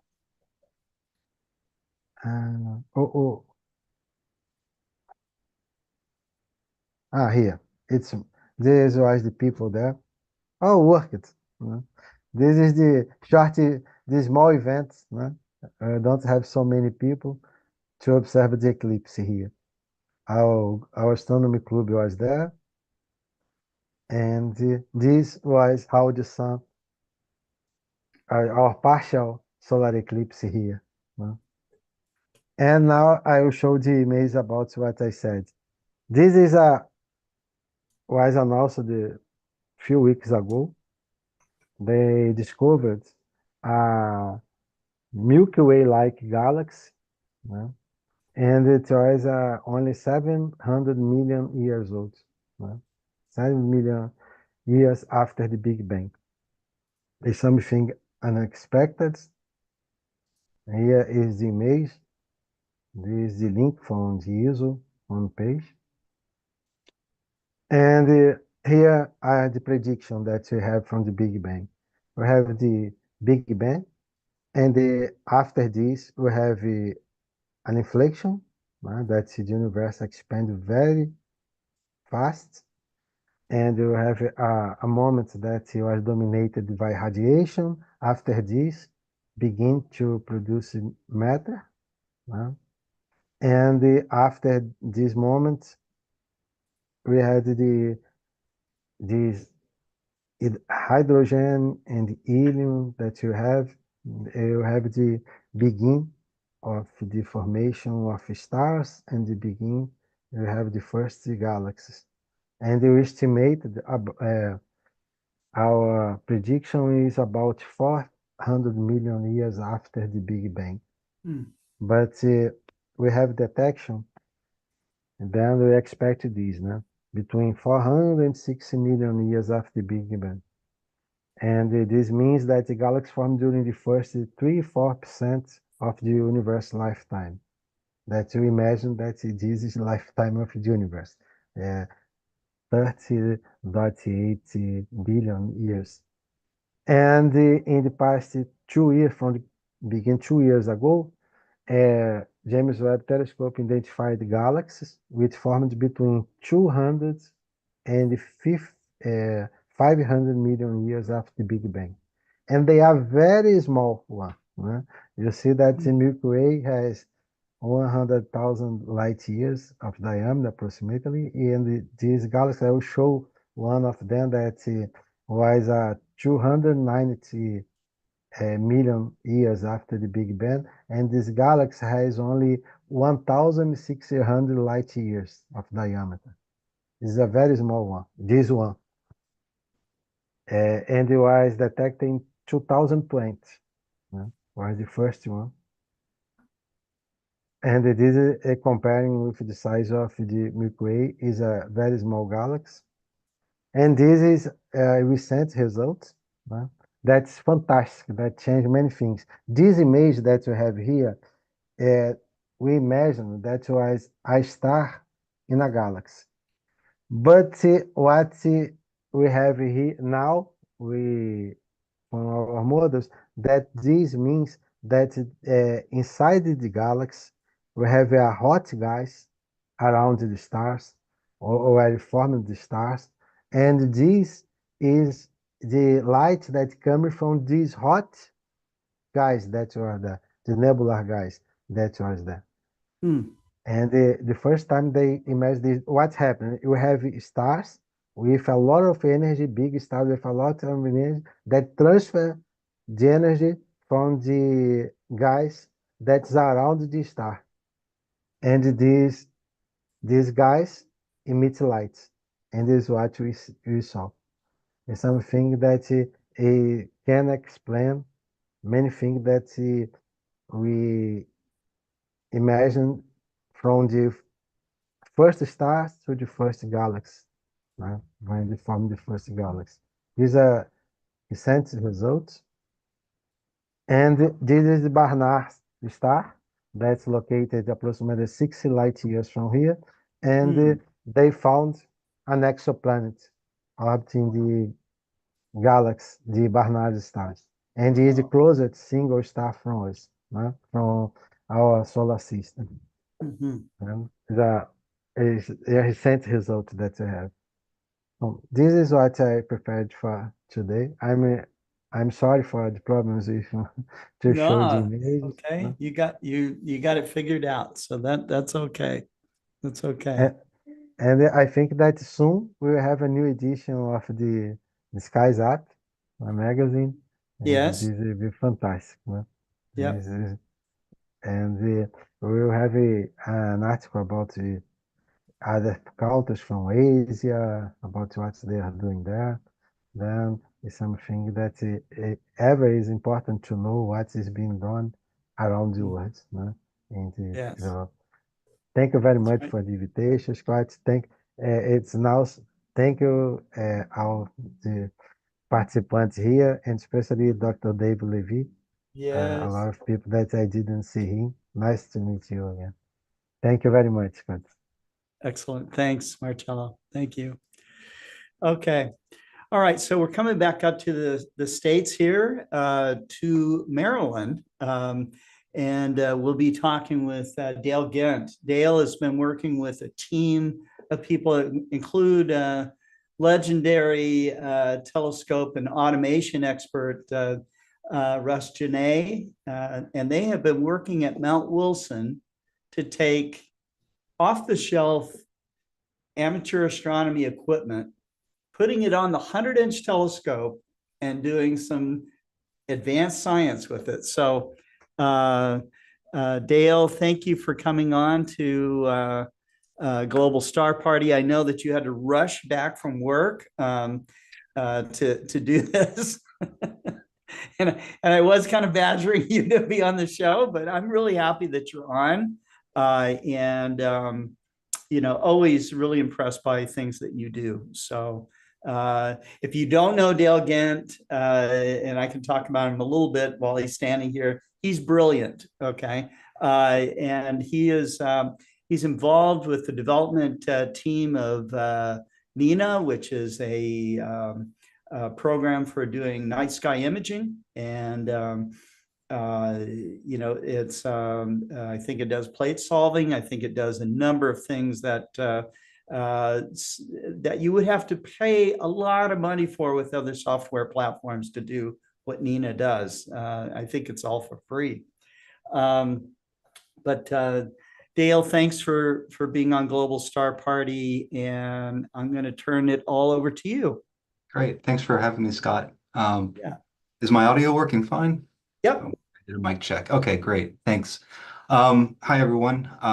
As Scott said in his intro, I'm Dale. I'm an amateur astronomer. I have no formal training in astronomy. And I have to note Cassandra's story of falling in love with astronomy really struck home with me, because that's exactly how I got into astronomy as well. I was living in Baltimore at the time. I was taking a walk up by Johns Hopkins University and near my house and where I lived at that time. And there was an older gentleman with a 8-inch Meade Cassegrain set up on a little hill in the park. That's great. And I walked over to him. His name was Herman Hain, and he had it pointed at Jupiter. So Saturn actually. And so I got my first views through a Sirius telescope at Saturn, and that hooked me right there. My dad offered a telescope for Christmas, got a 10-inch Dobsonian, and that kind of set me on my path. So I'm an internet infrastructure guy by day, so I'm inclined towards computers. And so naturally imaging is what I gravitated towards because I wanted to learn how all that worked. And so I started imaging in 2009, eventually became involved with the NINA project, and I have a few contributions there, and I author a few plugins. But along that path that started on that grassy hill in a small Baltimore park, you meet people and along that way. And through my work with Nina, I met more people. And one of the groups I came to know was a group called Stellar. It's an informal group. And I'll start, I guess, my slide deck right now. So my deck's showing up? Yep. Great. Okay. So what Stellar is, and what we've been doing, and not solely what we've been doing, but our major project has involved Mount Wilson and both the 60-inch and the 100-inch telescope. The group is comprised of researchers, high school and undergrad college students and educators, and technical folks such as myself and in various that are experienced in various specialized areas of astronomy. So we put our heads together, and the Stellar name stands for Small Scientific Telescope Engineering, Learning, and Astronomical Research. Kind of a mouthful, but what we aim to do is find ways to do meaningful, publishable science with small telescopes. And by small, we mean a meter or less. Some might say, well, that's, small is less than 2 meters these days, but generally we try to keep it, in that range, third of a meter to a meter. And as a result of that, we've focused on double star speckle interferometry, which is resolving a double star system that may look like through a telescope or on a regular astronomy image, a single blob of light, but resolving the two or more members of that star system and measuring their distances and plotting the orbits of those stars, and doing so over time so that we come to know more about that particular star system. And of course, also exoplanets. If any of you are NINA users and you've noticed a speckle plugin or an exoplanet plugin, those are the handiwork of one of my colleagues on this team, Nick Hardy and Liam Brewersdorf, who made those plugins to help further and automate the specialized image capturing of these types of objects in the sky. And we try to involve, we always involved the students in these endeavors. So high school, undergraduate, many from underserved areas of the Southwest US. And so as someone who runs or helps run the outreach nights for my local astronomy club, that really gets to my heart because it's helping spread knowledge and helping kids get exposed to the of what's out there, right? It's possible to have a pursuit in this, and this is what it's like. So once a year, the group makes a journey to Mount Wilson outside of LA, up in the San Gabriel Mountains, if you're not familiar with that area. I made my first trip there this year, ever. And so we have set up in previous years on the 60-inch there, which the 60-inch was built in 1904. I'm sorry, 1908, I believe. The observatory itself started being built in 1904 with the solar telescopes. And that 60-inch telescope actually served as a prototype for the later built 100-inch Hooker telescope. So everyone sets up on the floor of the 60-inch observatory, gets out the laptops. We put an imaging rig on the 60-inch, and the students help drive an observing plan of double stars. We capture many, many, many gigabytes of data of star data, and they also process it right there on the floor of the observatory. And we do further processing after we all go home after a week there and ponder our results. So we've helped clarify some data in the Washington Double Star Catalog. We've found some errors and corrected them and stuff like that. So back a few years ago, right before COVID, there was the idea, well, if we're doing this on the 60, why don't we try it on the 100-inch? And that's a little more complicated. Obviously, it's a larger instrument, but it also hasn't been actively used for science for quite some time now. And so part of doing this on the 100-inch is relearning its quirks, relearning how to operate it and what it's capable of and stuff like that. And at first, we weren't too sure if it would work. But after a few test runs, we decided that we were getting great results and we should press forward with that. So a little history on the 100-inch. This is the 100-inch at Mount Wilson. If you haven't been there before, it's quite a place to go. There's the Griffith Observatory, then right across the valley and up the mountains is Mount Wilson.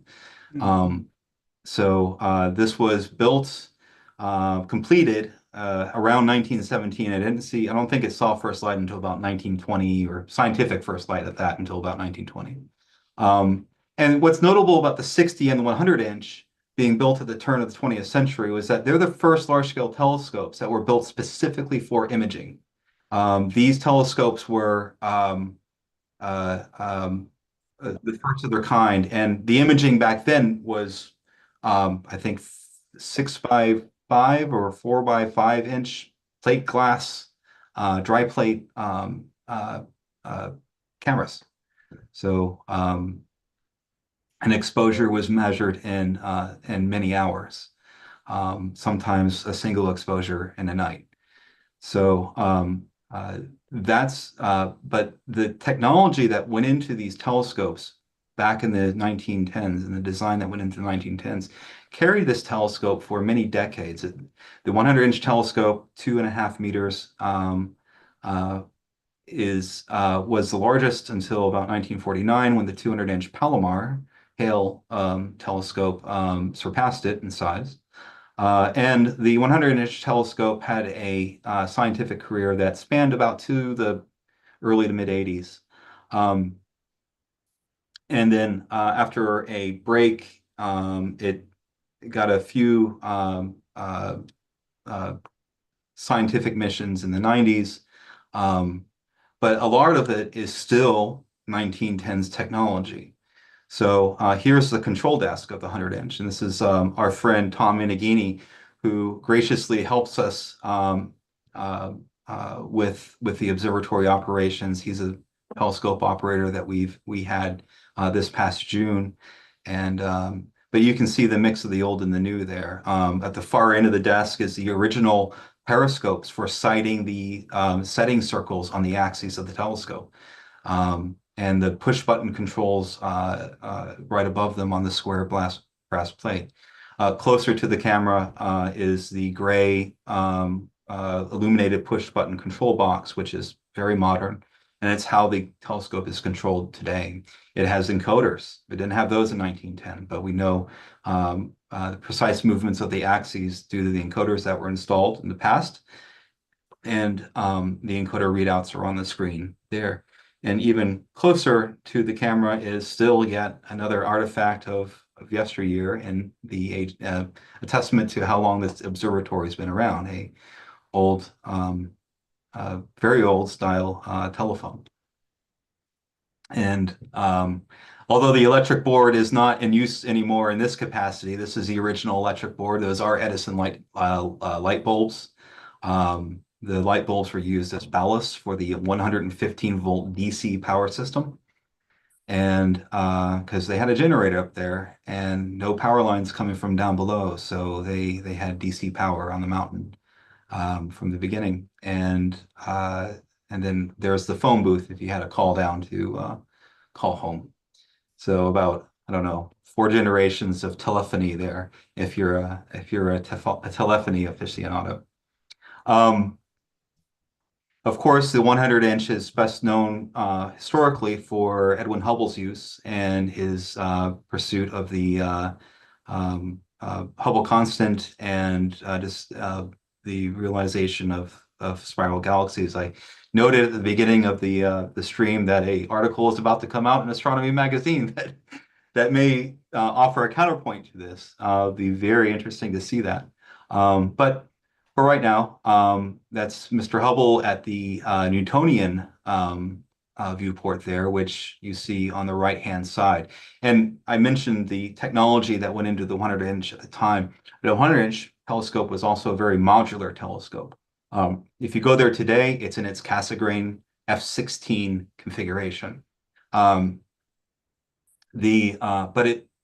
it has multiple tops to it, and there's a big gantry crane that goes up inside the dome, and you can, well, not so easily pluck the one top off and put on the Newtonian top and turn it into a Newtonian telescope.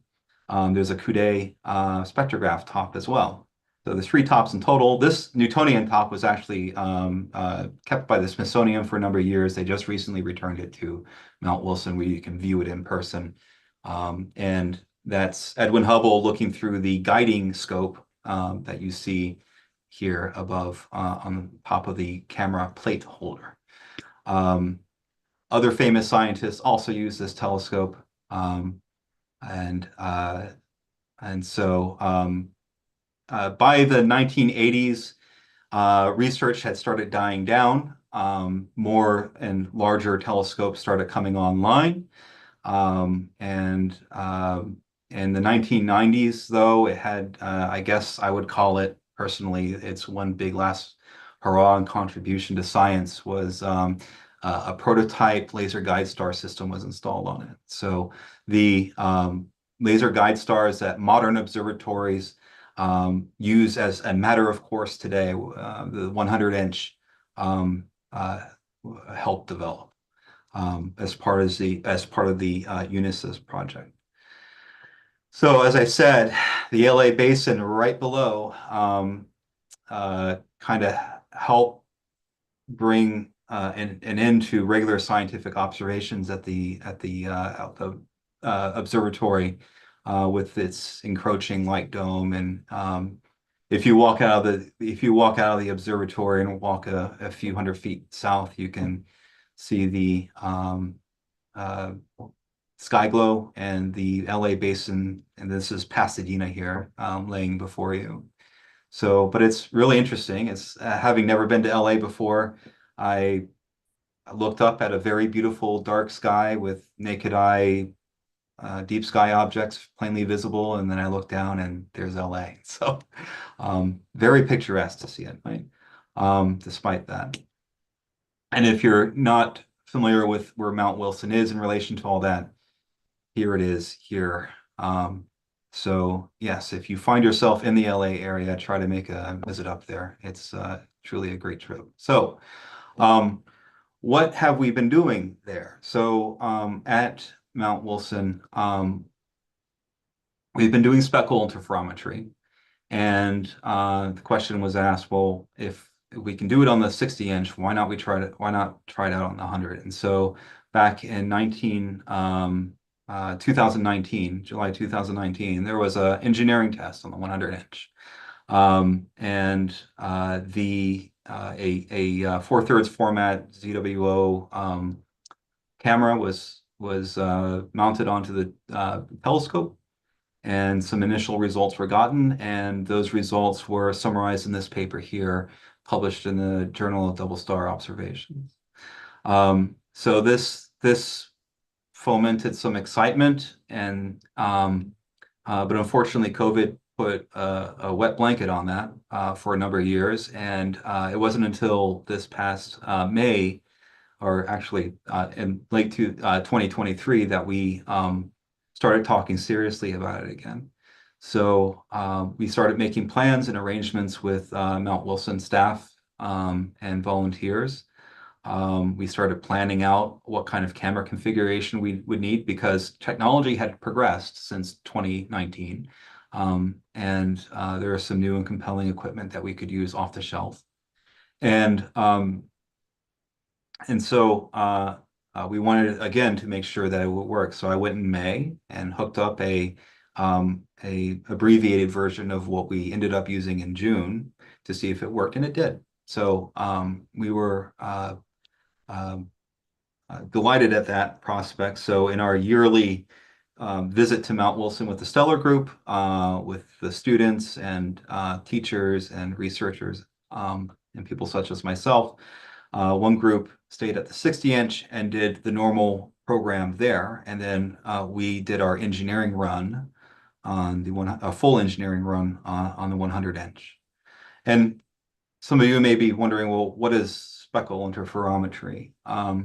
It's a way to separate out light from, in this case, of double stars. One good thing about it is that it's fairly resilient to light pollution. So the light pollution of the LA basin looming up into the sky around us, not so bad. It has a high target cadence. So you're not spending hours on a single target. You're hitting one target a couple thousand frames, and then a reference star for it a couple thousand frames, and then the next target. So you're moving around quite quickly. So you have lots of chances to make mistakes, but you also have lots of chances to get useful data.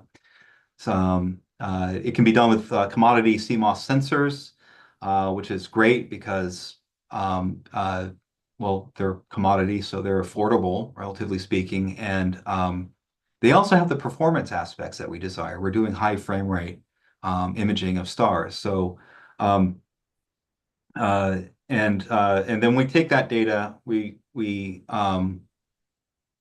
reconstruct the light that's been perturbed by our atmosphere into two different objects, and then we measure the distance between those stars, those objects that we find, and add them to the corpus of data that we have on that pre-existing data that we have on that star system. Sometimes, though, we find a new double star system or a triple star system, and so what the astronomy corpus of knowledge thought was a single star is now a double star, or was a double star is now a triple star system, or something like that.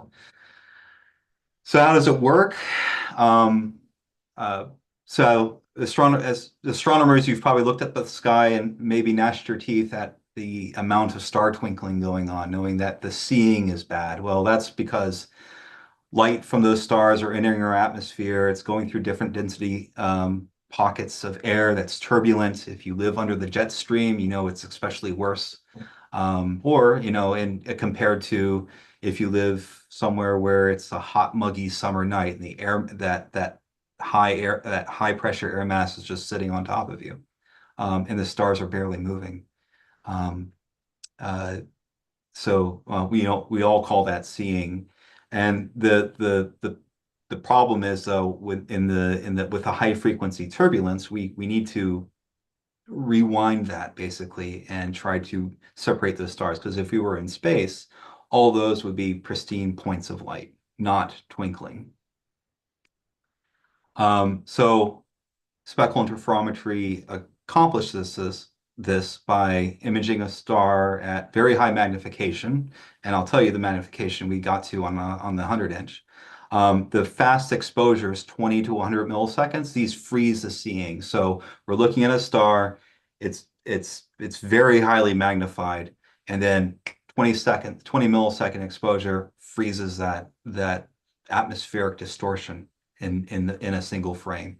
And then we take a couple thousand frames of that. And that's the body of data. As if you're an astronomy imager, you know, the more data you get, the more quality the results you can derive out of that data. So same thing here. So 5,000 frames, 2,000 frames, 3,000 frames, depending on the target, is enough for that.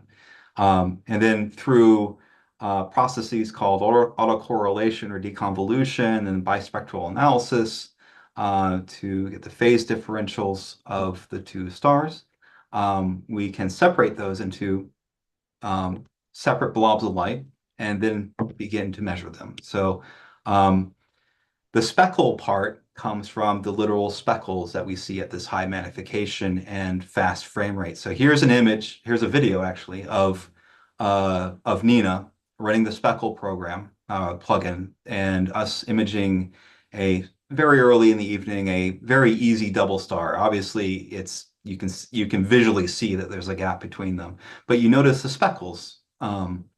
And as we capture frame by frame by frame, you see these two stars, the light from those two stars is being affected in the same way because the light is passing through the same turbulent air pockets in our atmosphere on the way to the telescope. So these are the speckles that we're going after, sharp and in focus. And if we capture enough of these, we can start teasing the light apart. And so that's the basis of speckle interferometry. And I forget which double star pair this is, but it made for a good and photogenic target to start out with for the night. And after processing on the left, we get our two blobs of light. Obviously, it's really down to the pixel scale.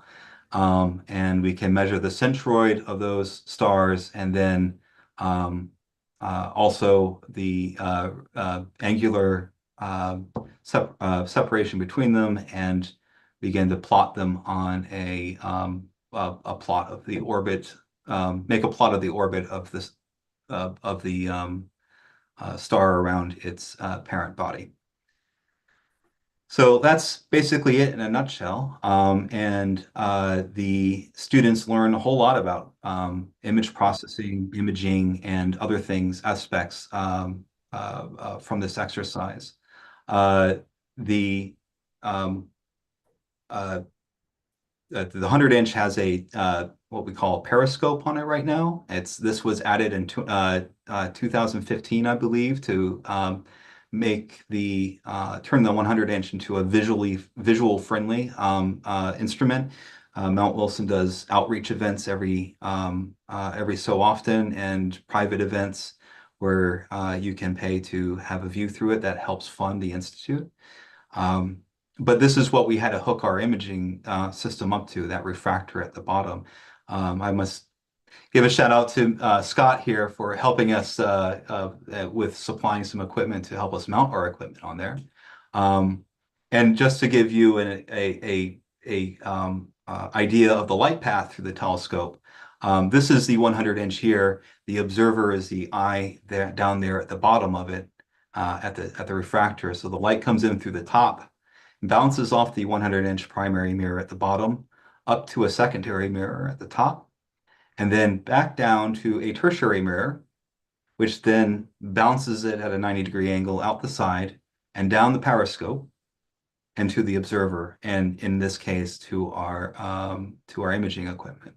So it's a convoluted path, and in order to improve this even more, we want to remove the extra optics and the refractor from the equation and image at the native f16 focal ratio of the telescope. And we have plans for that. Here's a picture of our rig here, a mini PC mounted underneath the refractor there, a QHY 600 full frame camera, and a motorized focuser from Optech and Starlight Instruments. So this formed the basis of our imaging rig there. Oh, and I must say, the photo there in the background is Henrietta Leavitt Swan, who is the discoverer of the Cepheid variable star type. which Hubble and others used throughout their research to arrive at their own breakthroughs. So she really was instrumental in discovering those stars that helped launch modern astronomy. Here's a block diagram of our setup here. One thing to note about the Mount Wilson telescope, if you're an imager, you might be used to your go-to mount.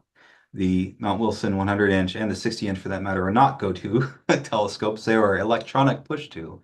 The hand-controlled axes with the push-button box is the way to move the telescope. And so our imaging process had to account for that. So we made some specialized software so that the telescope operator can easily see where the coordinates of the target star, what the coordinates of the target star is, and then drive the telescope by hand to match those coordinates. So, and here's some basic stats. Our operating focal length was 62 meters at f24.4. And with an image scale of 1 millarc second per pixel. And we generally did our exposures 20 to 80 milliseconds, a couple thousand frames. And when we took all that data home and processed it, the smallest star separation we got was 56 millarc seconds. Wow. So, of known double star system. Well, there's the identifier right there. And we also made some discoveries. And so we're writing a paper about this experience, the equipment, the discoveries, findings, stuff like that. And we hope to publish that before long. And then ongoing and future work with this is we're really jazzed about these results, obviously. And we want to make the 100-inch a normal part of the repertoire up there. Since it hasn't been used for science, this is for many decades now, basically, regular science at least, we want to develop an instrument package that is at least semi-permanently available on the telescope by recommissioning the south port of the telescope for use. So we're working with Tom and the crew at Mount Wilson for that. We're refining our software integration. We want to help get a little bit of software control of the telescope so we can fine tune the pointing automatically. And then, of course, develop procedures so that eventually we can stop playing with the telescope and the students can move in and do the work themselves. So planning, observation, execution, and of course, data processing, and then run both telescopes at the same time. So we have a centralized data processing system that needs to be designed, and that will take data in real time from both telescopes, and the students can manipulate that and find results there on the floor. The idea for the follow-on instrument is to go on the south port here. Here's a zoomed-in picture on the right of the south port. It is unoccupied, and it has been for a long time. You also see the tertiary mirror there. That tertiary mirror can be flipped around, and instead of shooting light out the north side and down that periscope, it can shoot it out the south side. So we aim to put an imaging rig there, and the imaging rig will be multi-camera, eventually a spectrograph, so that we can get radio velocity information and see what additional discoveries we can make on that. Of course, that also means a higher degree of software integration, which is, mine and Nick and Leon's wheelhouse. So that's it. So these are the Stellar Group is a combination of individuals and organizations here, and they're great to work with. And I have personally learned so much, and I'm very thankful to be part of that group. Wonderful, wonderful. Yeah, it's so exciting, Dale, that they are doing research with the instrument again. And I know I know that, from Tom and Sam and all the rest of the people up there that run Mount Wilson, that they've got to be proud of the fact that the 100-inch is back in the game of doing some research. This is also something, I'll talk about it a little bit later, but the Alliance of Historic Observatories, of which Mount Wilson is a member of, is one of the questions that comes up in our group meetings, our general sessions, is not only how do we do outreach with these telescopes for the general public, but how do we get citizen scientists to start doing science with these instruments again? Because the optics are still great, so.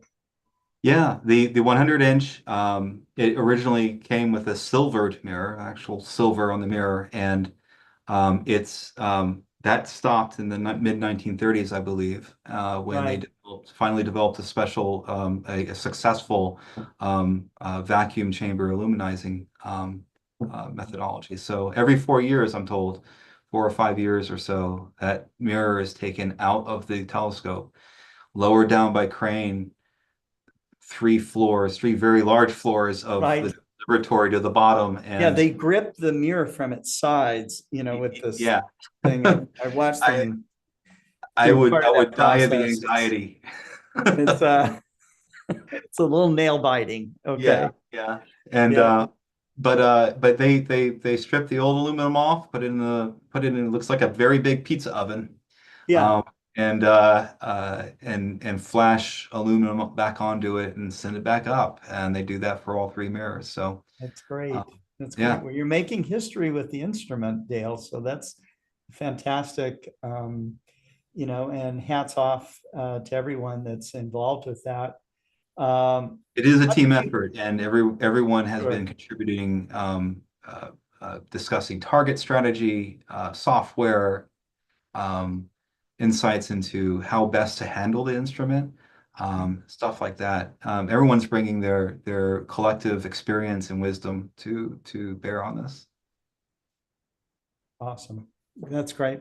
Well, thank you so much, Dale. We hope to have you back on the program again when you have more results, maybe after your paper gets published. It would be a good time to come on and talk about some of the discoveries that were made of double stars. Great. I'd be happy to. Awesome. Thank you. All right. Now we're going to go back down to talk to Cesar Barolo, who was in Patagonia for the annular eclipse. And Cesar, thank you for coming on to Global Star Party. You are muted, sir. Thank you, Scott, by inviting me. Beautiful rainbow behind you. Yeah. Yes, it's a part of the journey because we had a beautiful trip from Buenos Aires to Puerto San Julián, around 2,500 kilometers in 3 different days. Driving, I returned by plane, but we went driving from Buenos Aires to meet part of our group. I'll present I share the screen. Okay. I think that the complete screen is the best way. Okay. And the first thing that I can show to the audience is the map. Can you see it? Yes. I couldn't hear you, Scott. Yes. Can you hear me? Yes. Okay. I hear you. We start the first day from Buenos Aires. And we went, here is Chivilcoy, the town of Maxi. And we go at noon to eat an asado.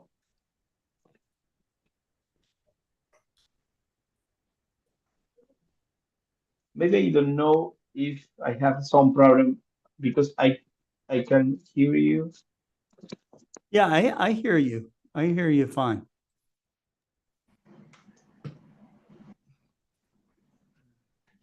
Here. I can hear you. I don't know why. Okay. I can tell my microphone is working. Does the audience hear me? Okay. And well, we stop in Trenkelauken in this city to eat. It's not a good idea in some long trip, but you know, asado is more strong, like as the all the organization of a trip. And we of course that as a meat and wine, barbecue and wine, is not a good idea, but I was the designated driver for this.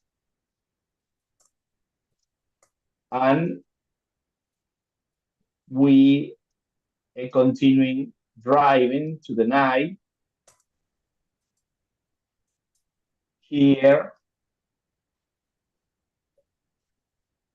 and we stop in this area. Around, now I can hear you now. Okay. Good. Well, this is all La Pampa province. In this small town, we stop and continue to the second day. In the second day, we draw here. This is the map. Very long trip. Yeah. We cross the Black River, Rio Negro, and we finish the second day trip, the second day driving. Where? Well, this is a peninsula de Valdez. This is where later I'll show you. It's a place where I go sometimes in January in my vacations. It's very nice place. Beach place mixed with desert, very nice. It's where the whales go to have their own sons of the whales. And we finish here in Trelew, and we meet with Pedro Saizar, my friend astronomer, and we divide in two different cars. The third day, I went with Pedro, driving with Pedro in one car, in another group. We went the complete journey. It was a really a long trip, going to this part of the country.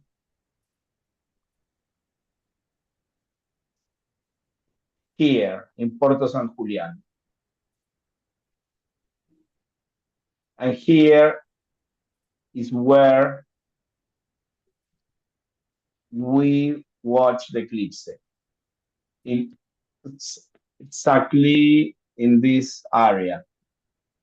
Well, I'll show you the same, but in a presentation to show pictures and some videos. Now, okay. I'm close the this and this, and I show you the presentation. This is the best title that I found. Yeah, looks good. Yes, really, we The made a Fellowship big, of the Fire Ring. the It's great. fire ring. Yeah, Yeah. was a surprise, really, because yeah, I like it. thank you. Today I imagine this and I think, was a community, was a fellowship with my friends. Yeah, our Um, audience likes it so too. Yeah, yeah. good. Well, first day, when we arrived to the asado, to the casa de Sergio Valente, Sergio had an incredible dome and telescope in Oh, uh, weekend house. His traumatologist is a doctor, and he's a strong um, amateur astronomer. He have I think he have 12 inches telescope, and we are working now with Sergio in convert to go to the entire system with a newer system with the stepper motor, and I thought in change to the PMC system. Well, in next week I'll talk with you know your technical team that is excellent. If we can prepare a system for especially for this telescope. The great thing that is yeah, it's PMC. possible. It's Yes, possible. it's possible. This is something that I audience can know that the PMC system is really flexible, and you can use the system in different telescopes, and the technical team, the engineering team of Explore Scientific know how to convert, and it's possible. Yes, we need to think in next weeks to talk with the engineering team if we can do it. Of course, that yes, but only we need to think in the size of worm and Yeah, the stepper motors, what the server amoeba motor, the size. torque, the Yes. torques. Yes, I have all things about this. Well, we going to work in this in the next weeks. Well, this is the first part of the asado, but I choose take a nap, take a nap, because of course that I eat asado without alcohol, no meat. But this guy, this astronomer, Jaime Garcia, have their own winery, Scott. You know that this is tremendo, tremendo.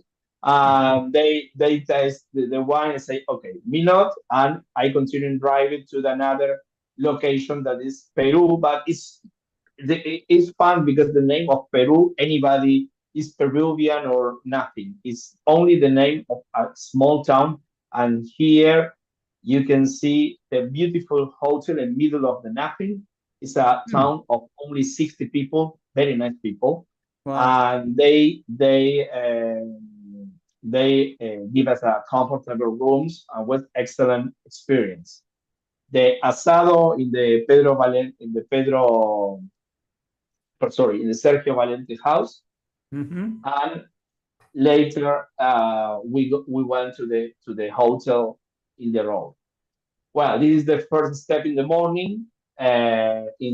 We have our typical IPF gas station It's the same one when we told with you. I told with you from another eclipse or Okay. meeting in the Patagonia, and I remember Uh-huh. that we went by the same gas station.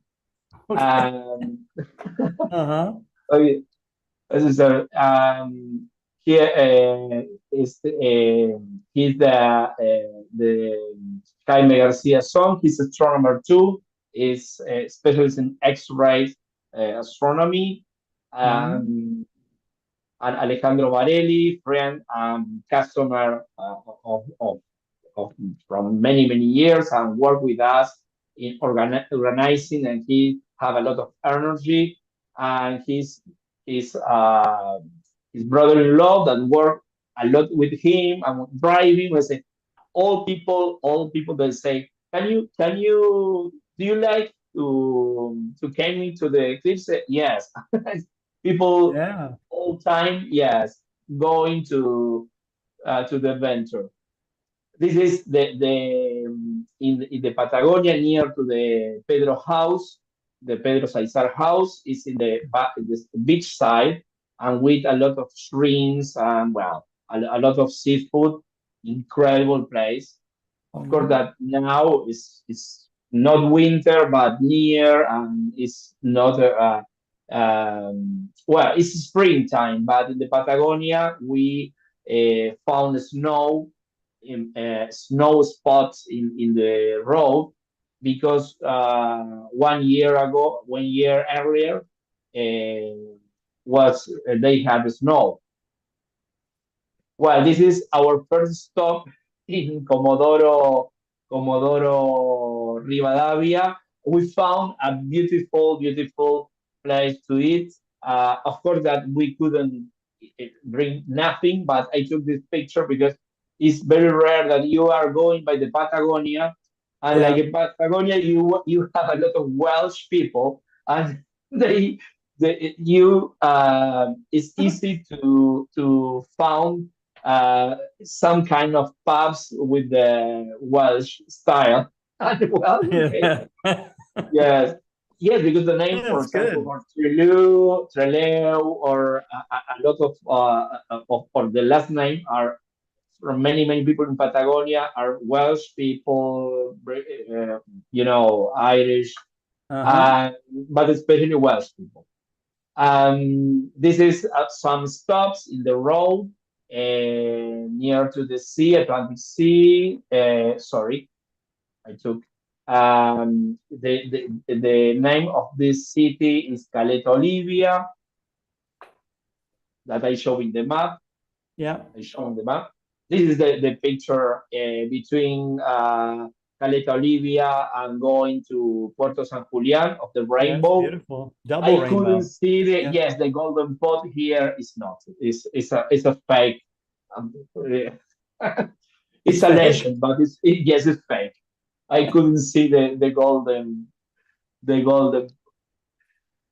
And here, well, we arrived to Puerto San Julian, working for people that they need filters, and assembling filters.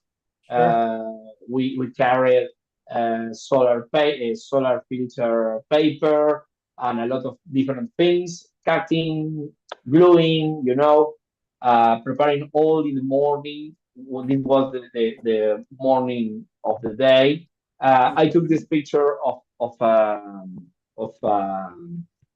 sign in the street, very nice. They prepare Puerto San Julián prepare everything for the eclipse. It was a very nice work that they made. I I we wasn't not prepared. I prepare a lot of different equipments, but I'm not. I'm wasn't with the idea to make a public observation. Me, but of course that when because the people from the University of La Plata of Astronomy, they was assigned officially to work, but we when we um, go we when we went, sorry, to visit them, this is part of the team of, this is Jaime Garcia of our team.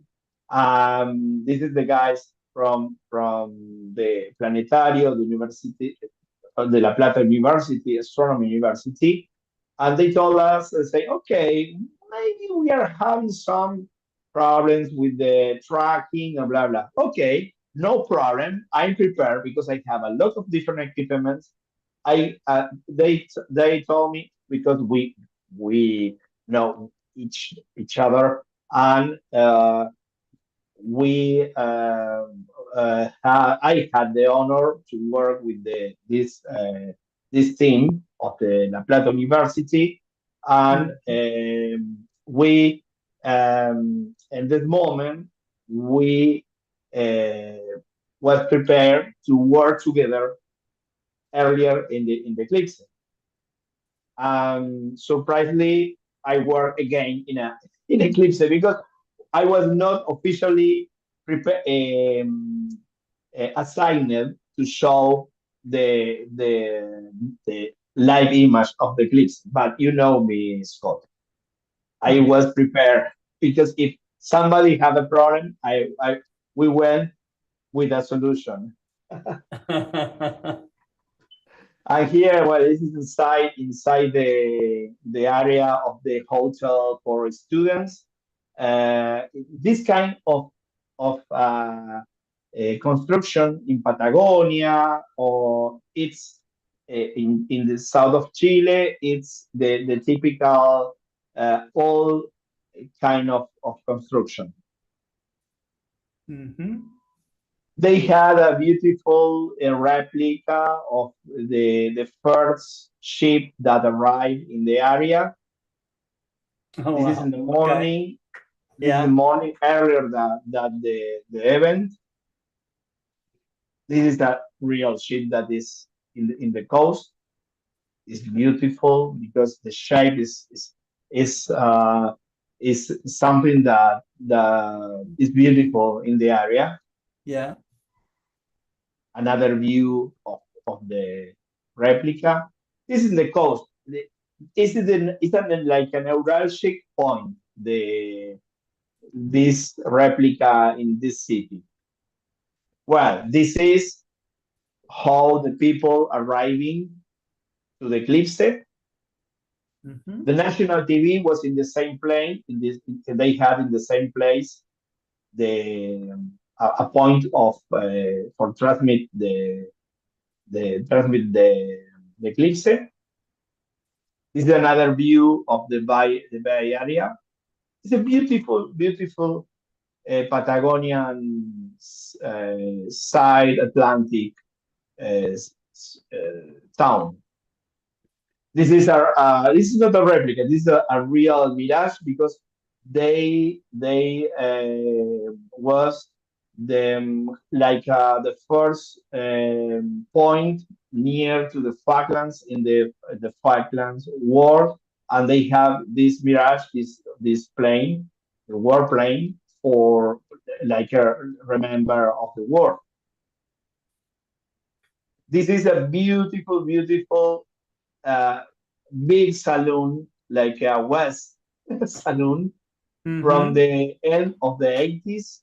A beautiful place to eat really for me. I showed this because for me it was a surprise. Beautiful place. I remember that I went in commission 35 years ago in my military service, but I never went to this place, and today it's totally re-wielded, and it's a building from the end of the 19th century. It's beautiful place. It's a pub, excellent to drink a beer, and this is the starting of the eclipse. Maybe 1,000 people. Look there. Quite a few. Yeah. Because a lot. Pedro Saizar helped me a lot showing visually with filter through the telescope, from his telescope. We use a lot the telescope for watching. This one, of course, I choose the refractor with this camera to helping if their own meal. This is the first picture that I took, but later I couldn't take more pictures because was cloudy, and I started to work with the people of the university because they all meal 8 inches stop to track the sun, and I say, okay, we make the magic. We change in the moment, focusing the camera from their own telescope.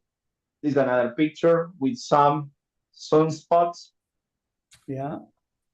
And this is something that was beautiful, beautiful, that you can see using a regular sunglasses, because by moment we all people using the typical solar shades for eclipse, but we have the amount of clouds to watching to the naked eyes, not naked, with sunglasses. All people having that, and changing the sunglasses from the solar shades all time. And we told to the people, use if you feel when you don't see by the solar shades the annular, the ring, you can try with your not without sunglasses, with sunglasses to see. Of course, that was perfect because the amount of clouds wasn't perfect filter. And Scott, this annular eclipse remember me more. The last Valcheta eclipse was a total, because the sensation was like a total eclipse. Because the picture, the first picture maybe is too small, but this one you can see the first part of the contact. I see. Look this. Oh yeah, now you can see the it through the clouds. And Yes. we can see the colors. This one have some like a religion, something about religion, because you have this one, you have the church, you know. And but we start to take pictures with the cell phone because we are watching something real without filters in the moment, by moment, and really we enjoy a lot, really. Look this, look that. Yeah, it's beautiful. Yeah, the church, yeah, message of God. Oh, beautiful, right over the really church. That's beautiful. right. Yeah, over the church. Yeah. We talked about this. We had a lot of fun. Never I suspect that we enjoy more, that we really we never suspect that we enjoyed so much this annular eclipse. Here another composition with another, but all with cell phone was much better. See and take pictures with the cell phone and enjoy than take pictures with the filter. Sure. Well, this is the same. The people saying, "Wow!" The second thing, at first, and another vision of the ring. Another part. This is a picture of Jaime Garcia. This is a picture of Jaime Garcia, or maybe Federico. Okay, you got it there. Yes. The problem is that maybe in the best part we had more clouds. Here, this is happy because you have I don't know. the It adds something to it, though. It's interesting. Yeah. Yes. Another one. Well, really, we enjoy lot of people, music, the people watching and enjoying. Well, this is the team, the girls. Pedro. Pedro is studying in that. These girls are astronomers too. from the university. This is the actually is one of the telescopes of Pedro, the 90 millimeters, and maybe he have maybe 100 people waiting to watch in this telescope. Oh, wow. Okay. Yeah, I used this to in another point. My camera that I took 2 pictures, so no more. Really, we enjoy this. This is the mate, very important in our our meetings, in our life, and really, really, we enjoy it a lot. Because in the time that well, this is the team in another part taking pictures. Federico Garcia and Enrique, the fellowship, Alejandro Varelli, Sergio Valente, La Colorada, his wife,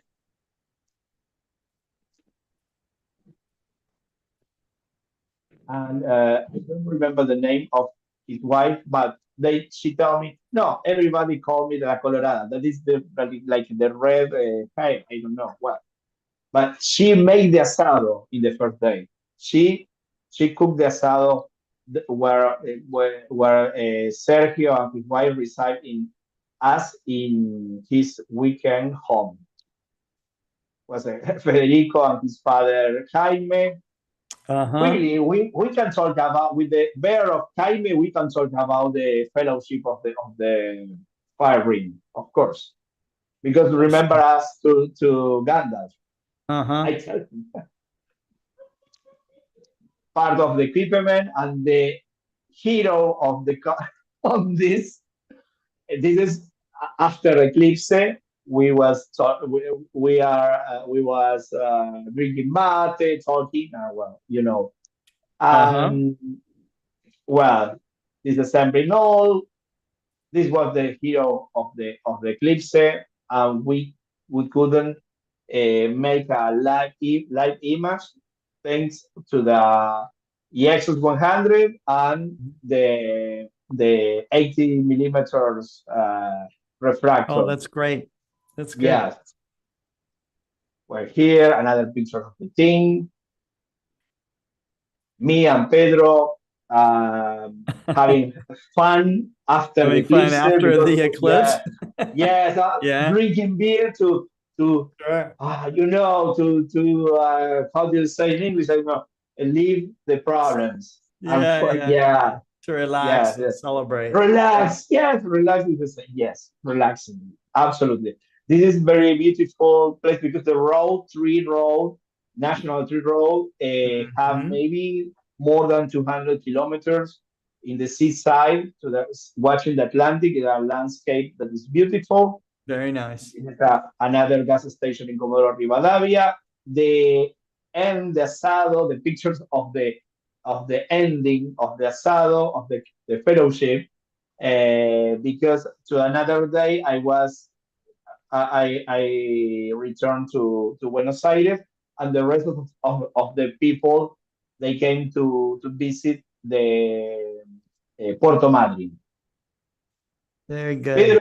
Pedro it's not only a doctor astronomer, because you know to Pedro, because actually he's an actor and comedian, and he's a very good actor. Really, yes. He worked in the local town of Trelew with full theaters, and he's a very good, really. Yeah. And of course, that in the picture, yes, maybe some acting with a knife. Maybe. Yeah. Very yes, cool. And this is the pictures of the another people in the Alejandro, Federico, the guys that they went to visit the whales in Puerto Madryn to another day. This is the whale. This picture was taken by Alejandro Varelli. It's beautiful. Yeah, you can see the whales from the beach with a medium with a medium telephoto, maybe 100 millimeters, Wow. you can take this picture because it's very Wow. near, no more than It's close. 30 years, 30 years, because yes, it's deep, and they are very close to the beach. The whale saying hello and me Goodbye. at the same time. Yes, earlier me in this is the same place where the whales are. Is peninsula. This is El Golfo where the peninsula is. I took this picture from the plane, and I show you as so fast as possible 2 videos.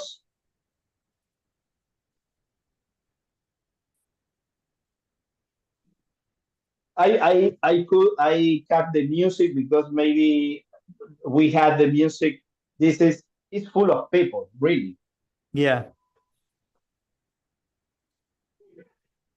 Well, it's cool because it's nice to have a window on what's happening down there. It's great. Thank you. Yes, it's something that here the brand, because these are the good work that make the equipment, and this is the screen, very very good screen with our image, and this is beautiful, really. It's something that is great. And another video. Yeah.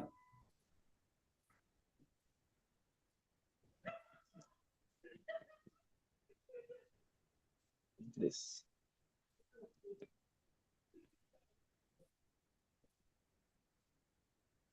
I don't know if maybe I show you the same video. It's possible. Sorry. It looks different. Or it's different. No. I have another one here. Okay. Now, okay, this one. Okay. Because in this moment I have the image. Yeah, this is our image. Yes. Because we receive for another point, but of course, no, we are thinking to have our own image. Was a successful journey, really. Thank you very much. Thank you, Cesar. Thank you so much. It's a pleasure. It's a pleasure share with the audience this. Well, and this is the history of the fellowship of the fire ring. The fire ring, yeah. The fire ring. Cool. Thank you so much. Thanks for sharing that. It looks like you guys had a great time. Looks like you had a wonderful time. That's great. Thank you very much. Yep. Okay. So Adrian. All right. Well, I'm here, Scott. Hi, Adrian. I am. Adrian, I am in transit. You said you might be bowling. Are you bowling? Oh. No, I got done. I ended up averaging about 217 per game, which was not bad. I think we won most of the points. And so I'm not far from home, but I am going to pull over in a couple of minutes so that let's see. I'll start my video. Okay. Oh, there's my video right there. Yeah, as always. And I have a history of doing this, of doing my presentation. Where do you go, from the car? The night. Because I don't there he is. My really, hobbies. I need to go to play with Adrian. When you came here, Adrian, we need to go to. But you guys can do some here, Milky Way here the bowling is not so professional like in the United States. I know that people in the United States, it's really a serious business. Here, maybe for people and they don't play good. But I love it, the serious thing that the people, how the people feel they play, really. Yeah. I'm looking forward to the barbecues. that will happen. Looking forward to the barbecue. When I go eating, drinking, and enjoying the night sky just sounds right. And I think we should change our outreach. You know, once we get to a certain point, I honestly think adult beverages should be a part of it. Now, is that okay? If you're not used to the night, it is a part of it. It's fun. But if you're not used to the night, I can see the problem with it. And part of the presentation I want to do, I know I'm going to share a couple of images that I was able to get of the comet. I got a few wide field images that I'll share near the end. But I'm not sure. I think I was on briefly, but I think it's been since the Okie-Tech Star Party that I've made a presentation. And so what I want to do is see if I can share one of my apps. I guess I will share the screen. Okay. And start broadcasting and then look for, because I opened, let's see, I opened an app. Let's see if you guys can see. Yeah, we can see my the screen. app. Oh, and we see the Milky Way there. Okay, that's where we're going to start. And I am going to pull over to do this because driving and don't do that while you're driving. Is not driving and presenting is not a skill I wish to show off at this time. It can be done, but it is not. You don't want to hear me yell some sort of expletive and then, you know, ruin the whole Star Party. So I don't know if my picture shows up. It probably doesn't because I'm not aiming the camera the right way. But here, we'll do, you know what, we'll do this. And let's just focus on sharing the screen. So you can see the Milky Way. And so what we'll do is we'll go through. This was the first campsite that we went to in Iowa on our way to Oklahoma. We actually were going to make a stop in Colorado to meet up with a friend. And so as you can see, it was a transparent night with a lot of light. Getting the Milky Way in this situation can be difficult, but with a tracking device, I was able to do it and eventually make the composite with the bright ground. So if you aspire to do Milky Way photography, you kind of have to know where you are, and you'll see the difference in the type of images you can get depending on all the surrounding light. Here we have Raton, the light dome underneath the Milky Way, and this is nautical twilight. I love capturing the detail in the Milky Way nautical twilight in some dark areas because it just really shows the difference in some of the dark sites. We do a lot of Milky Way processing. Will change colors of the sky. They'll take an image and try and conform it to look a certain way because we think that's how Milky Way shots are supposed to look. If you get your process down, you get Milky Way shots in all kinds of situations, and it gives you an idea of, one, how dark the sky is, and two, the real color of the sky as you were taking the photos. So I always recommend coming up with a method and just applying the method to every photo and not, you know, try and normalize everything. So then you've got shoot the other side.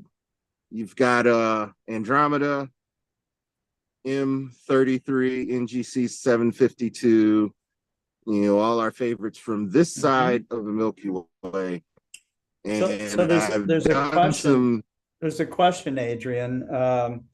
Adrian Nowick says, how are you able to capture landscape and Milky Way in the same image? You can do a single image, or you can be careful about it and do a composite. Don't move your camera. Don't move the camera. The composite. Don't move the camera. Take your tracked image to pull in all of this detail from the Milky Way.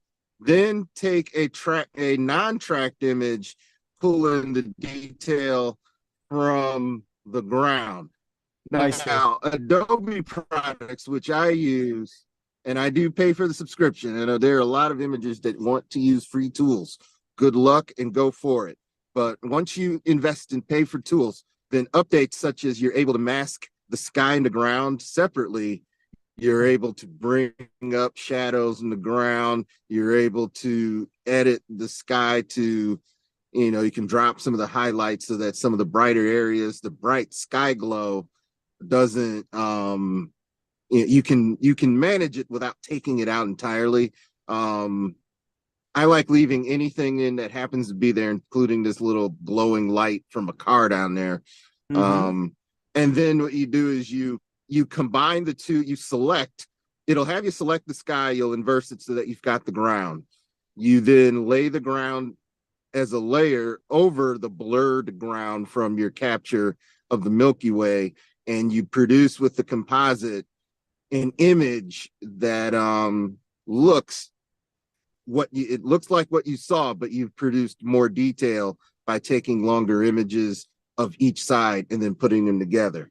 A good composite will look like this. You can still do it in a single image, and I'll show you. This was my attempt to get as much detail as I could, Milky Way wise, to get colors to pop here for SH27 and Rofuyuki. You have to image a lot more than I did. This is about half an hour, maybe a half an hour's worth of work, maybe an hour.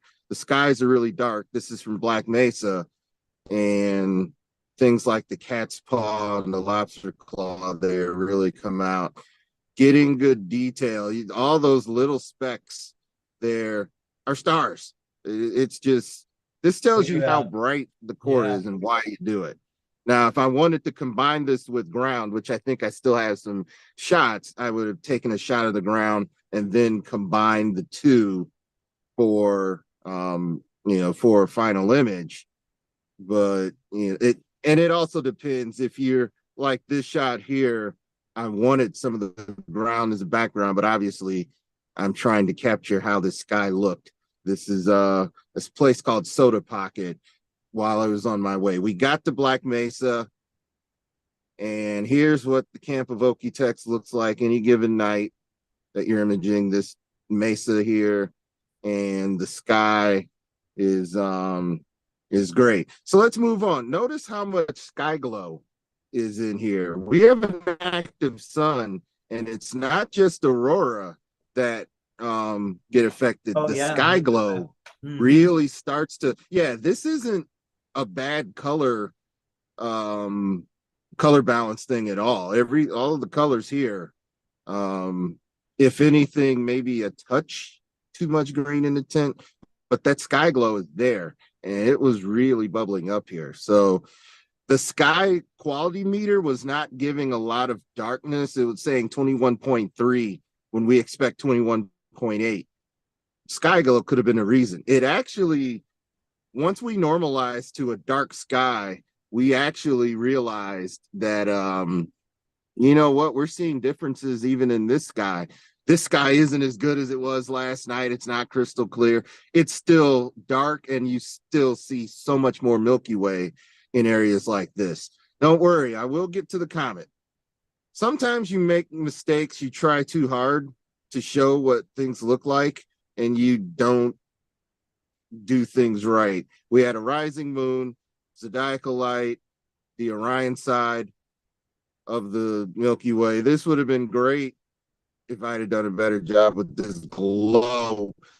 That glow is there because the moon is coming up and it casts light.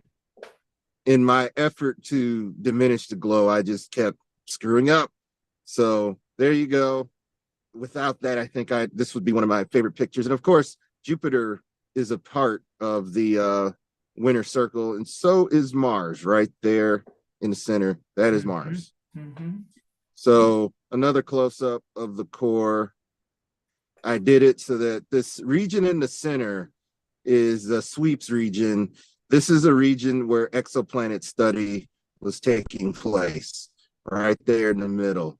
A lot of times when you image, you just sort of drop the highlight. It's bright like that in nature, and it's because there's all of this dust that you see elsewhere here is not here. It's part of body's window. So there you go. That part is in the Milky Way. This was another deep shot with an 85 millimeter lens. All you portrait photographers that love doing portrait photography, your 85 millimeter lens is also an astrophoto lens, capturing all sorts of detail. Even the lagoon starts to take shape, and so does the Trifid at 85. So now comet hunting. Here we go. We decided to get up at 6:30 to view the comet early from this location. And there it is. Oh, there it is. This is one of the earlier images of the comet that were taken. The clouds, this is the one time we saw clouds, and they threatened to knock us out. But we ended up getting that comet image. This was an image that was sought after. We barely got it. You have the waning crescent with Earthshine, and then over here you have comet. This was nice. It was not only did I get that image, we sat and observed. We had a portable telescope there, a portaball, and we looked at it through the portaball for an hour. Once it got bright enough, and then here's that close-up of that image, the comet and the moon. It's beautiful. It is. That's one of my favorite shots. This is what the winter Milky Way looks like at Black Mesa. Bright. That's what the zodiacal light looks like when you go around fall equinox. And you get this beautiful. Now, there was that question about a single shot. This was a single shot. This was, I started doing some stacking. Let's see what image. Okay. This must have been, I'm surprised I do not have the processing information here. I was looking for that. For this, it would have been a higher ISO. Let's see, those look more like satellites, I would say, than meteors, but a higher ISO. We've got somewhere between 10 and 15 seconds because I wanted nice round stars, so I went 10 to 15 seconds. And with an astro modified camera, so I was able to get more, the rosette here. And so that's what you get when you shoot in dark skies, a single image. You can use, I was able to mask the sky and the ground and give a little more light to the ground on that single shot. So the processing tools you use to try and create, you take your data and then you bring out the parts you want to see, and you try not to overdo it. And like in this case, this is just, there's the little pop-up camper that we slept in right there. A couple more campers next to us. Yep. That's nice. And so it's just a day in the life. This campsite is using this image. I gave it to them and said, this is what campsite looks like. So let's speed on through. This was another part of trying to discover the comet. Now it's actually in here, but it's so faint. I've got it in the center, just above a couple of tufts of cloud. You would have to look long and hard to see, but you can tell it's the comet because it's fuzzy. There's a little bitty tail there. It has the look of a comet, but good luck telling people that that you see it. Oh, and so like that's nice. There you go. The last vestiges of the waxing. That was the reason I put it in. Thinnest crescent, beautiful. The thinnest crescent you can I get. love that kind of sky, and look at the reflection in the water. It's beautiful. Very nice. Yep. So let's carry on from Capulan Volcano, meteor. our fight for light pollution happens even in dark skies where there's other volcano peaks. You've got Capulin, and they've got this. This isn't a dust mite on the camera. That light does glow and blast its way high in the sky. So Kelly Ricks, if you remember her, she was with me. Sure. We hiked up. We finally got a chance to get me out to Capulin, and so she showed me some places. Oh, good. And and this is one of the shots. This was a stacked shot because at the time I hadn't figured out a way. What is that? Is that a little town or something like that? Or that is the town of Capulin. This is the town of Capulin. Okay. Yeah, they got a light shining straight up. Look at that. Yes. We are standing on the side of the volcano itself when we're taking this photo. I see. And we are looking out at to the south, of course, because you got that's a crime. I mean, they're really disturbing the darkness there. Because it is very dark in this area. And to do that is for no reason, so. Yeah. And Kelly had the exact same comment that the reason they observe from, the visitor center is because it shields them from the light. This was kind of a revelation for her too. She didn't realize that there was that much light. We should help Kelly and start a letter writing or a signature campaign to get them to turn those things down or to shield them, because that is light trespass for sure. Yes, and it's only going to get worse. You're seeing some dome light. I mean, there's lighting behind these volcanic areas. And up here, you see all the way to Raton in a couple of other shots that will, that it was pretty dark towards the north. This glow, I'm not sure if that was glow from a different town. Northern part. This is the amphitheater facing the top of the volcano. We are actually on the volcano still. This is like a lava plain. It's a huge volcano, and that is just the top of it. When you leave and you aim back at Capulin, you see the entire thing. Here I am shooting at the Milky Way. I took one of my cameras to document myself getting the photo. And this is me shooting back at, where Capulin is. This is, kind of the road to it. And then that's this is the image I was taking 2 shots back. Yeah. But this is, you can see all of this sky glow. When the light pollution doesn't get you, the sky glow can get you as well. So there's just so much you can do. And there's Sierra Grande. There were some wires, so I turned this into a panorama to show Sierra Grande. Stopped on the side of the road. Look at that. Cygnus region. This is back in Kenton near Black Mesa. Yeah. And next to this light behind a mesa is where Camp Billy Joe is. Look at that bright light, the AT&T light. Just there's nothing else here but that bright AT&T light. Dinosaur tracks. And they may appear sort of.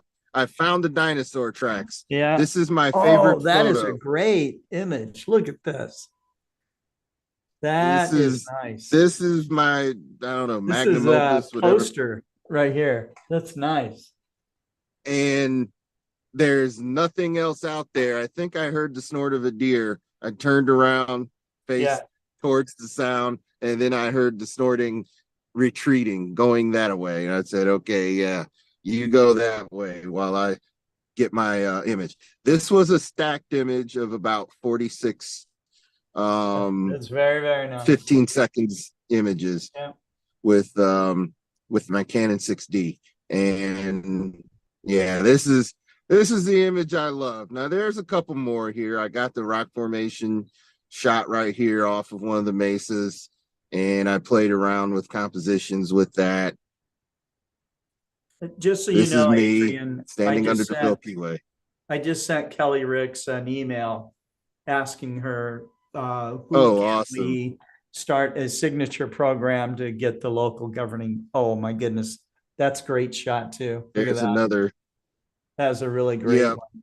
this was, I Good had to job. overcome my fears of climbing up the mountain at night and being there. There were, of course, you could hear humans all around, and you could hear some other animals, but it was worth getting over fears to be able to take that shot, the dinosaur track shot. Those are very much worth it. So now we're back in camp. Oh, this little house on the side of the road, off the road to Capulan. And this is the mesas you can see from camp, another version of it. I don't know which one is stacked and which one is tracked, but I am going to look that up again. The stacked images tend to be, the tracked images tend to be a little brighter because you're looking at the spot longer. The stacked images tend to be accurate because you use stacking. You can go mean. If you want to see how many planes and things go through your images at any time, you do max. The nice thing about stacking is if you don't want planes in your shot, you can just toss those stack. out. Yeah. You can toss those out. Yeah. But if you want more detail in your shot, you just got to hope there's no planes, or you got to stack longer images and do a composite. This image is an eye level, what you see with your eyes. That's how you see some of these dark lanes, including this dark lane there, which I think is LDN 666. This little dark lane, which I can't seem to make grow. Okay, there we go. Tap this, tap it again. LDN 666 is near the top. One of my favorite dark lanes. So I believe I did stack this image and treated it. So we get back home and we're going to start now. We're getting closer to the comet. We're going to keep moving, looking up. I think the aurora above my camera oversaturated it with the reds. They were so prominent in this display. Yeah, look at that. Above the head. Yeah. This is to the south. That's the moon between shining through the trees here, getting ready to set. And there's the giant color. This was about a 30-second outburst. And it was beautiful. Yeah. Then, oh yeah, there we're still going. Then I went to a countryside and the curtains came back. So I got a nice, with these trees in here. Yeah. Turn that over. How rare. I mean, that's just, it's strange to see the aurora over the desert, you know? Right. It looks like a desert. This is actually a Midwestern farm that's been stripped. There's the trees. Those are in the cactus, farm, aren't they? Or are those trees? No, they're not. These are just trees in the Midwest. We We jumped into the Midwest. Looks like those Troyo cactus. Okay. Yeah. And people did see them in the desert, oh, by the way. This was another I'm sure they did. Yeah. They were seeing them all the way down to Florida. Yep. I think Molly caught them from her home in Arizona. Yeah, they were seeing them in Florida. Here you've got a Milky Way peeking through all of this light. So we jumped back to the Midwest and back home, but this was taken while I was at Black Mesa. This was very nice. Just another attempt. Yep. And the witch's head, you can barely see it, but it's just there near Rigel. It's just starting to come in. So I did just get the witch's head. What I think a lot of people do is they up the exposure so that the witch's head shows up more. I try to naturally expose for it. This wasn't, I'm trying to dabble into wide field astro. So here you have NGC 752. So finally, the title of my talk, comets. We had a full moon. So comet, nighttime comet, you saw it during the day, you saw us catch it when it was an early morning comet. Now it's time to see it as a nighttime comet. The color in the sky and the ability to get these reflections in the lake. In fact, this is probably where I should crop the image right here. And that would be the image. We would have the comet there and you'd have this lake. I'll probably crop that later. This is a whole image right here because the tail of this comet is so long. Yeah, it is. So then we started to get this part of the Milky Way. You've seen me shoot at it the whole time. It's starting to get into the act, but the moon washed it out. So still got some detail. Oh yeah. But you'd love to see this without a moon. Well, nearing the end of this presentation, there you go. Now we see the Milky Way. I went to a darker area, a picturesque spot with this river, and the Saginaw Bay is over here. And there's our comet. From here, you could see the comet naked eye. You looked up and you went, oh, there it is. So this was a beautiful place. And I said, why don't I get in a little bit closer and image, see if I can do this. I'll use 35 millimeter because that's what I brought with me. And I came with this image. A lot of sky glow still in the sky. Yeah. But you've got comet details. There's the anti-tail that everyone. Oh yeah. And this was with a 4 minutes for the sky, and you got the anti-tail, and 4 minutes or 2 minutes, I think, for the ground. Composite laid on top of the other image, you laid on top of the image with this Milky Way detail.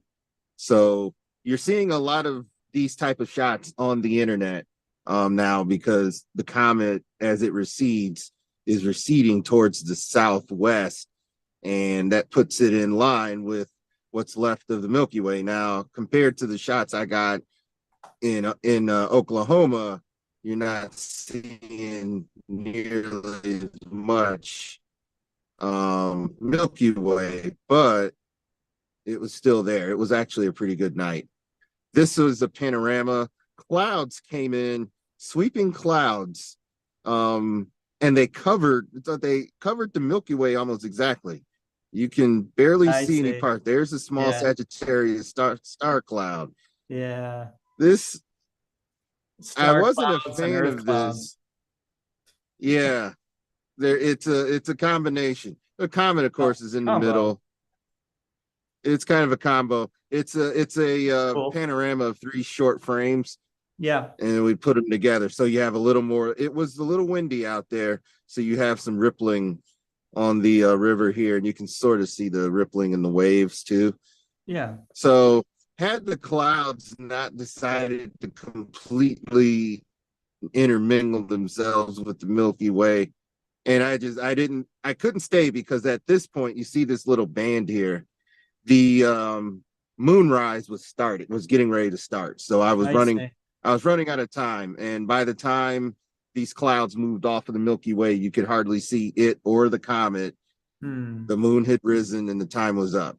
And with that, my time is up. That was the final shot that I was able to get. And well, thank you. With that, yeah, I will go ahead and stop sharing if I can. I had to figure out how to do that. Stop share. Okay. All right. And I don't think I'm very visible here, but here I'll bring myself in. That's it. Adrian, thank you so much. Thank you. You are welcome. All right. And I can't. And we'll see you. I can't eliminate myself very well. Yep, you will.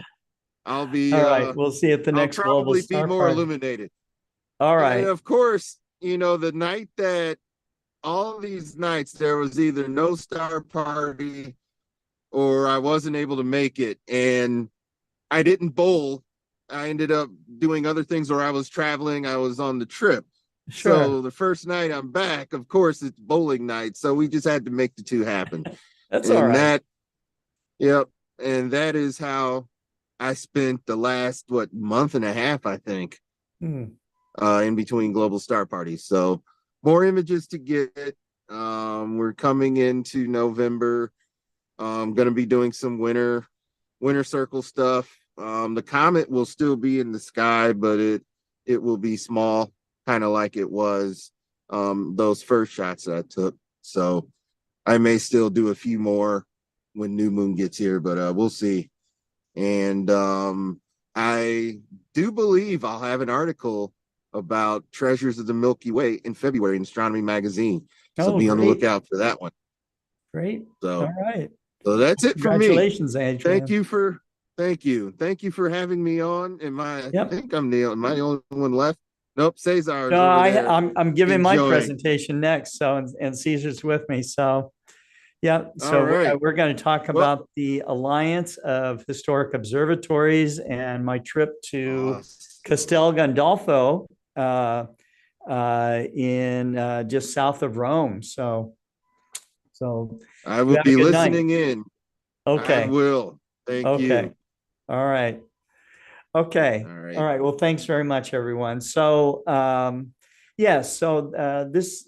during this month, I did make a trip to Europe and was able to spend a couple of days at the historic Vatican Observatory. And so I thought it was a good opportunity to share with you the organization called the Alliance of Historic Observatories and how they got started and all the rest of it. So I will share my screen. So let's do that. And bring that into presentation mode. Here we go. Okay, so you can see the logo of the Alliance of Historic Observatories, and I grabbed the logo, the beautiful logo of the Vatican Observatory. I wanted to get a jacket that had that logo on it, but going to the Vatican Observatory in itself was extremely special, and meeting the friars and the people that run those telescopes was really just a dream come true. So let's take this next image. Let's talk about the beginning of the Alliance of the Historic Observatories. I have never kept it a secret. I am a fanboy of George Ellery Hale. George Ellery Hale built in succession 4 of the world's largest telescopes. He built the Yerkes 40-inch refractor, which still stands today as the world's largest operational refractor, 40 inches of aperture. Then he went to Mount Wilson and erected the 60-inch, which we heard Dale again talk about, and the 100-inch, both at Mount Wilson. And then we went to then he went to set his sights on Palomar to help build the 200-inch. Sadly, George Ellery Hale passed away before it was completed, but it did get completed and is still doing research today. But during this time that I met Sam Hale, you see a picture of me with him. He is the one of the living grandsons of George Ellery Hale. And that particular picture was taken during a family reunion of the Hale family at Caltech. And so I had been visiting the Yerkes Observatory. I had been called by a guy named Dan Kaler, who was an old friend. He was running the observatory and doing their outreach program. And he told me that he had something special to show me at Yerkes. I had never been before. And what he showed me is that they were using all of our Explore Scientific eyepieces on this telescope. So I couldn't wait to see what, how our eyepieces performed on a 40-inch refractor. But while I was there, he showed me the grounds of the observatory, and on the grounds, still standing, was George Ellery Hale's residence. But sadly, by the time that I get to see it, it had been quite run down, and it has since been torn down. But we held an event at Yerkes called the Starlight Festival, and during that festival, we invited Sam Hale, who invited his grandson down, and you can see the observatory grounds and all the rest of it. It's just quite beautiful over at Lake Williams. But shortly after, in fact, we had heard news during the Starlight Festival that the University of Chicago was going to pull the plug on the observatory and stop funding, which meant that it would be shut down. And so this was, that's a headline grabbed from the local newspaper about the observatory closing.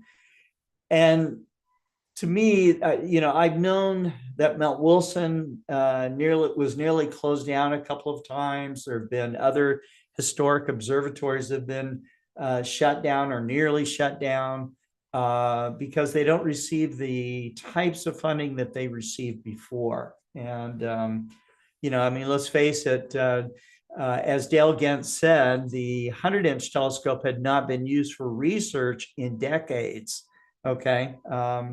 So to a university or a science foundation like the NSF or whatever, that's not, if there's no science going on, there's nothing to fund. Okay. So, but it gave me the idea of aligning the Hale observatories with, and so I mentioned to Sam that maybe we could start an organization to get Yerkes, Mount Wilson, and Palomar together.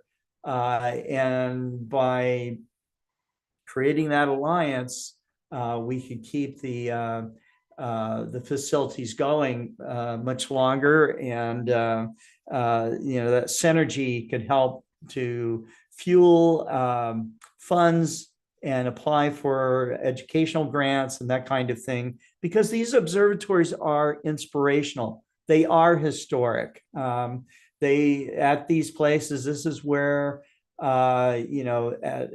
astrophysics was born. And so, they're worth saving. So Sam had mentioned to me that he would get back to me. And I kind of half thought that, well, maybe this will go nowhere. But Sam did call me and said, my famous grandfather would say, make no small plans. And so Sam had me arrange the first meeting of what we were going to call the Alliance of Historical Observatories. And he volunteered. He's the chairperson there at Mount Wilson. He volunteered to have the first meeting under the 100-inch dome. You see us all gathered around this coffee table here. This is the same home at Mount Wilson where Hubble lived. And actually the books and the furniture and everything is original. So, you just feel like you're steeped in history there. And in fact, you are. That's Sam standing at the controls of the 100-inch telescope. And that's the 100-inch that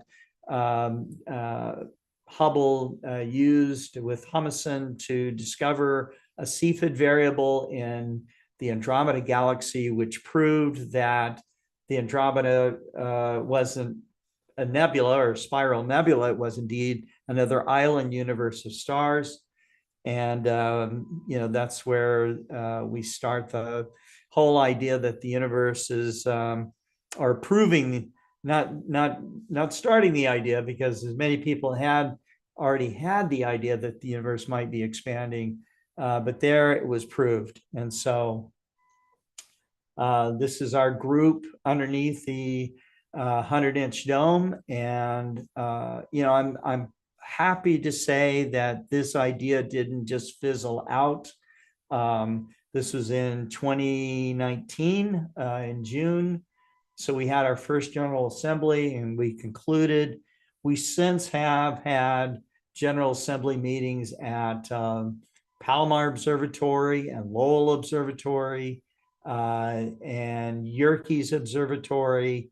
And then finally, we had the General Assembly meeting at the Vatican, which I attended. You can see that these are some of the other venerable observatories that have joined so far. It started off with I think 6 or 8 observatories to begin with. We're now up to 14. And so, we got Detroit Observatory, the Dominion Astrophysical Observatory. You can see when these things were established, around the turn of the last century. So it's fantastic to see that it's growing, and that all of these observatories are doing educational outreach. This is 4 more, so that makes 14 there.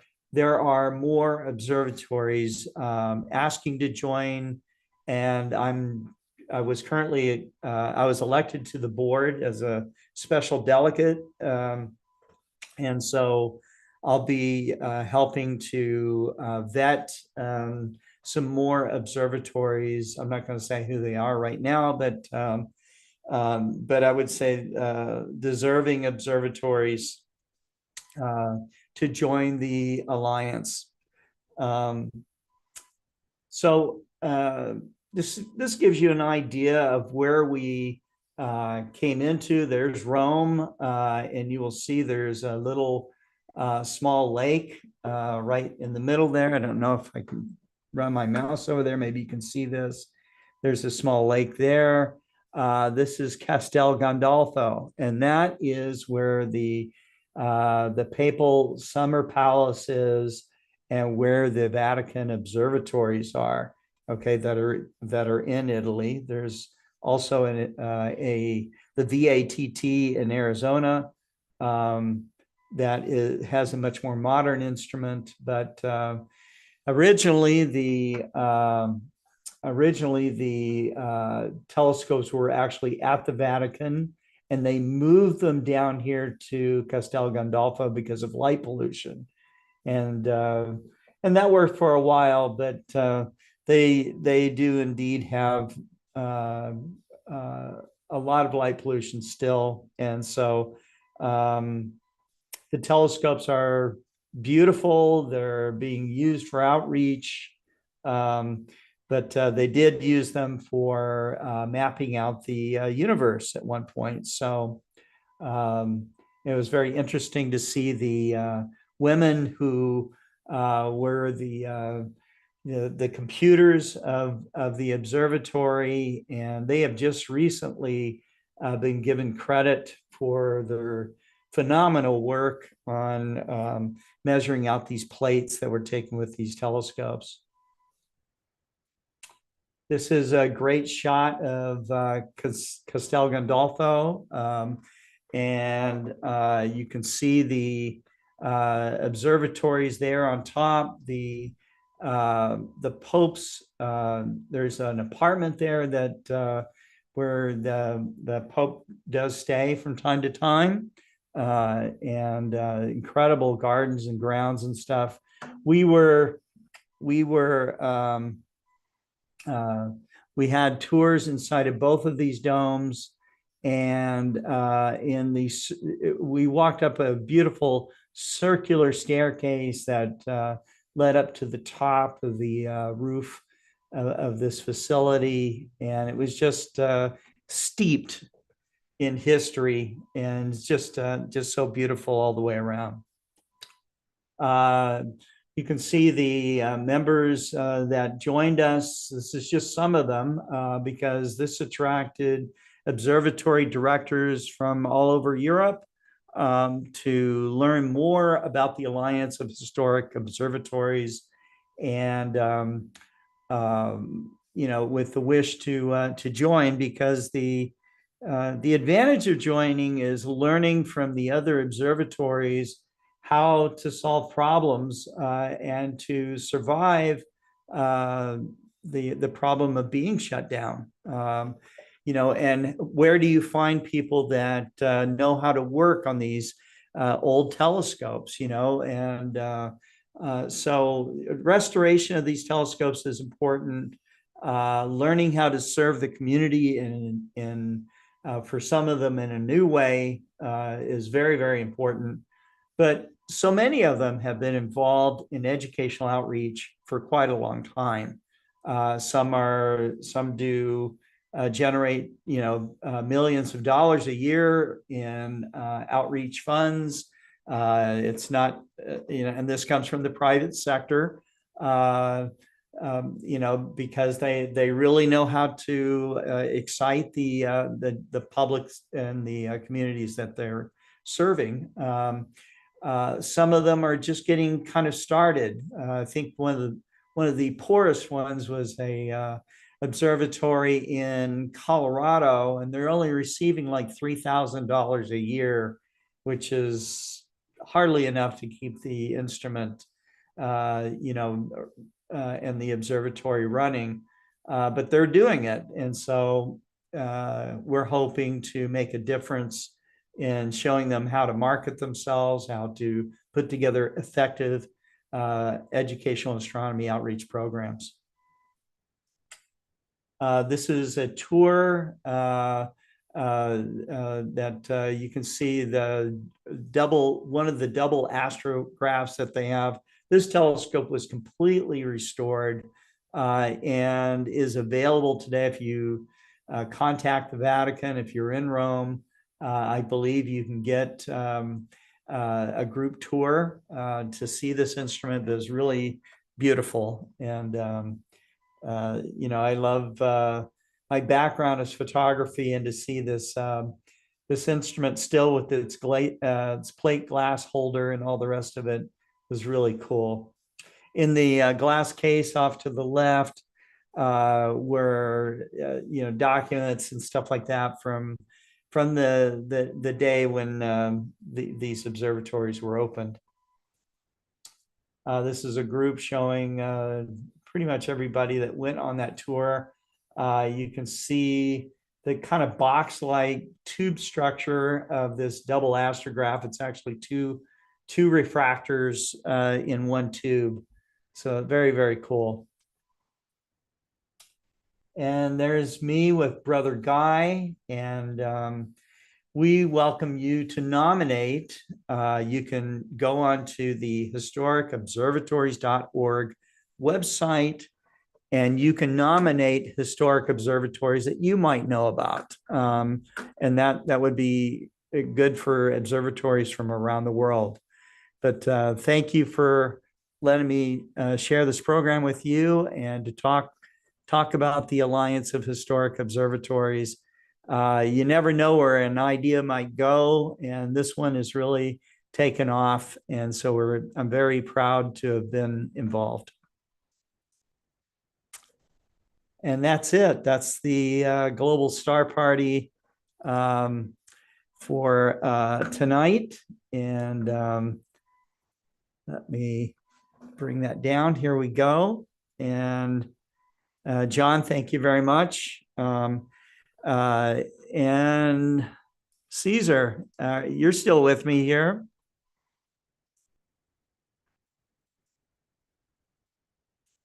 You're muted, I think, or your microphone's turned off. Well, I'm still here. I'm just lurking in the back. Oh, there you go. Excellent. That I am not Caesar, but it's Adrian here. I was hear listening in. Yep. Yeah, for some reason I can't hear Caesar. Oh, there he is. But yeah, I he's can see muted. his video, but we can't hear him. Anyways, but Cesar, I know Argentina has a historic observatory facility. I know that you're involved in restoration of that. So you might want to nominate that observatory for membership. And currently right now, the membership's free. So, well, let's see. I have a video from the Nancy Roman Space Telescope that I'll show you. And then we will call it a night. But thank you very much. I want to thank the audience for watching the 159th Global Star Party. And I want to thank all the presenters for giving their great presentations and everything. It was a lot of fun. And we'll be back with 160th Global Star Party soon. So until that time, you guys keep looking up.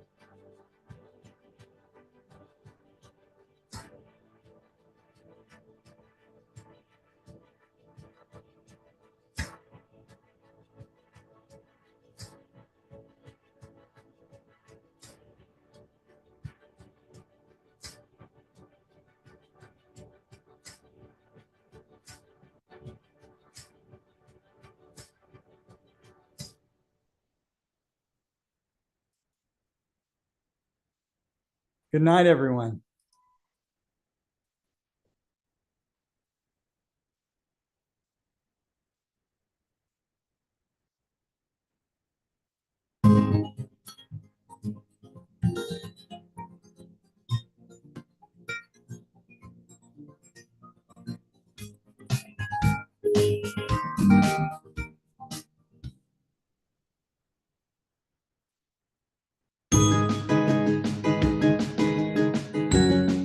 Tom, it's been almost a year since we were here last time, and the 100-inch mirror was out of the telescope. We were standing on a kind of a wobbly scaffolding, right? It was very stable. It was just narrow. But we had hard hats on. Yeah, we were safe. Yeah, we were safe. That's right. And you were starting to explain to me how you do your public observing program, Right. but you use Explore Scientific equipment to Right. make that possible. That's right. So tell me how this whole system works. Well, it's not complicated. Just follow the light. We have the 100-inch mirror, which is right above me here. We were just inside the telescope where we saw the secondary mirror way at the top, a tertiary mirror sending it out to this relay optic system, and then following the light path down to your Explore Scientific T7ED. Oh, great. So behind us here, we've got the ED-127, the airspace triplet. This is a 4-inch starlight focuser that has a custom adapter to attach to this telescope. And then we've got a 3-inch diagonal and a 3-inch 30-millimeter eyepiece. Tom, what's the focal length of the telescope again? About 33,000 millimeters. 33,000 millimeters. So with this eyepiece, we're going to get over 1,000 power, 1,100 1,000 power. magnification. So with 100-degree apparent field, it's about 5.5 arc minutes true Right. field of view. So that is a great view through a very high-powered telescope. And how many people do you have coming through to do your educational outreach programs? Well, we have the educational outreach as well as the public nights and our client nights. So we've probably done about 800 people this year through this. Well, it's just a great honor for us to have our equipment used on the 100-inch. I know it's used on the 60-inch telescope. Right. I've used it on the 60 myself and the 40-inch. So, we got a sort of a trifecta with George Ellery Hale's telescope. And so if someone wanted to rent this telescope, what do? They go on what's the website that they would go to? mtwilson.edu. And we have pages for both the 60-inch and 100-inch that you can make reservations, and it has all the information for that process on our website. That's fantastic. All right, well, that's great. By the way, this is also used on the 40-inch refractor earpiece. So they use a whole slew of eyepieces. But you've got a ton of focal length here. What's the focal length of this scope? I forget the calculation. It's big. It's way long. Okay, we'll do this again. Okay. Here we go. There's a 101. It's 101 inch. It's not It's bigger than they advertise. Who knew? Yeah. Okay, F ratio 101 times 20. 12.6 or F ratio.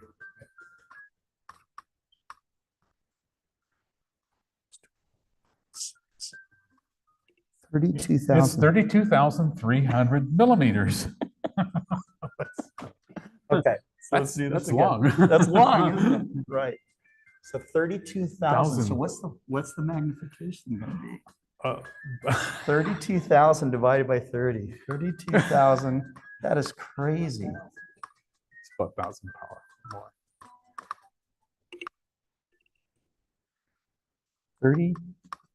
32,000 or 35,000? 32,324.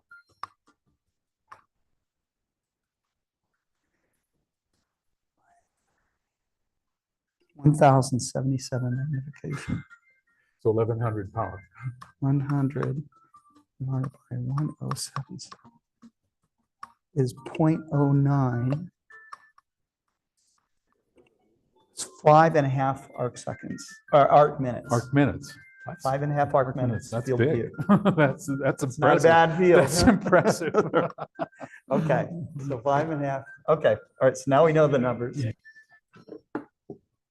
Let's hide our calculator here so nobody knows.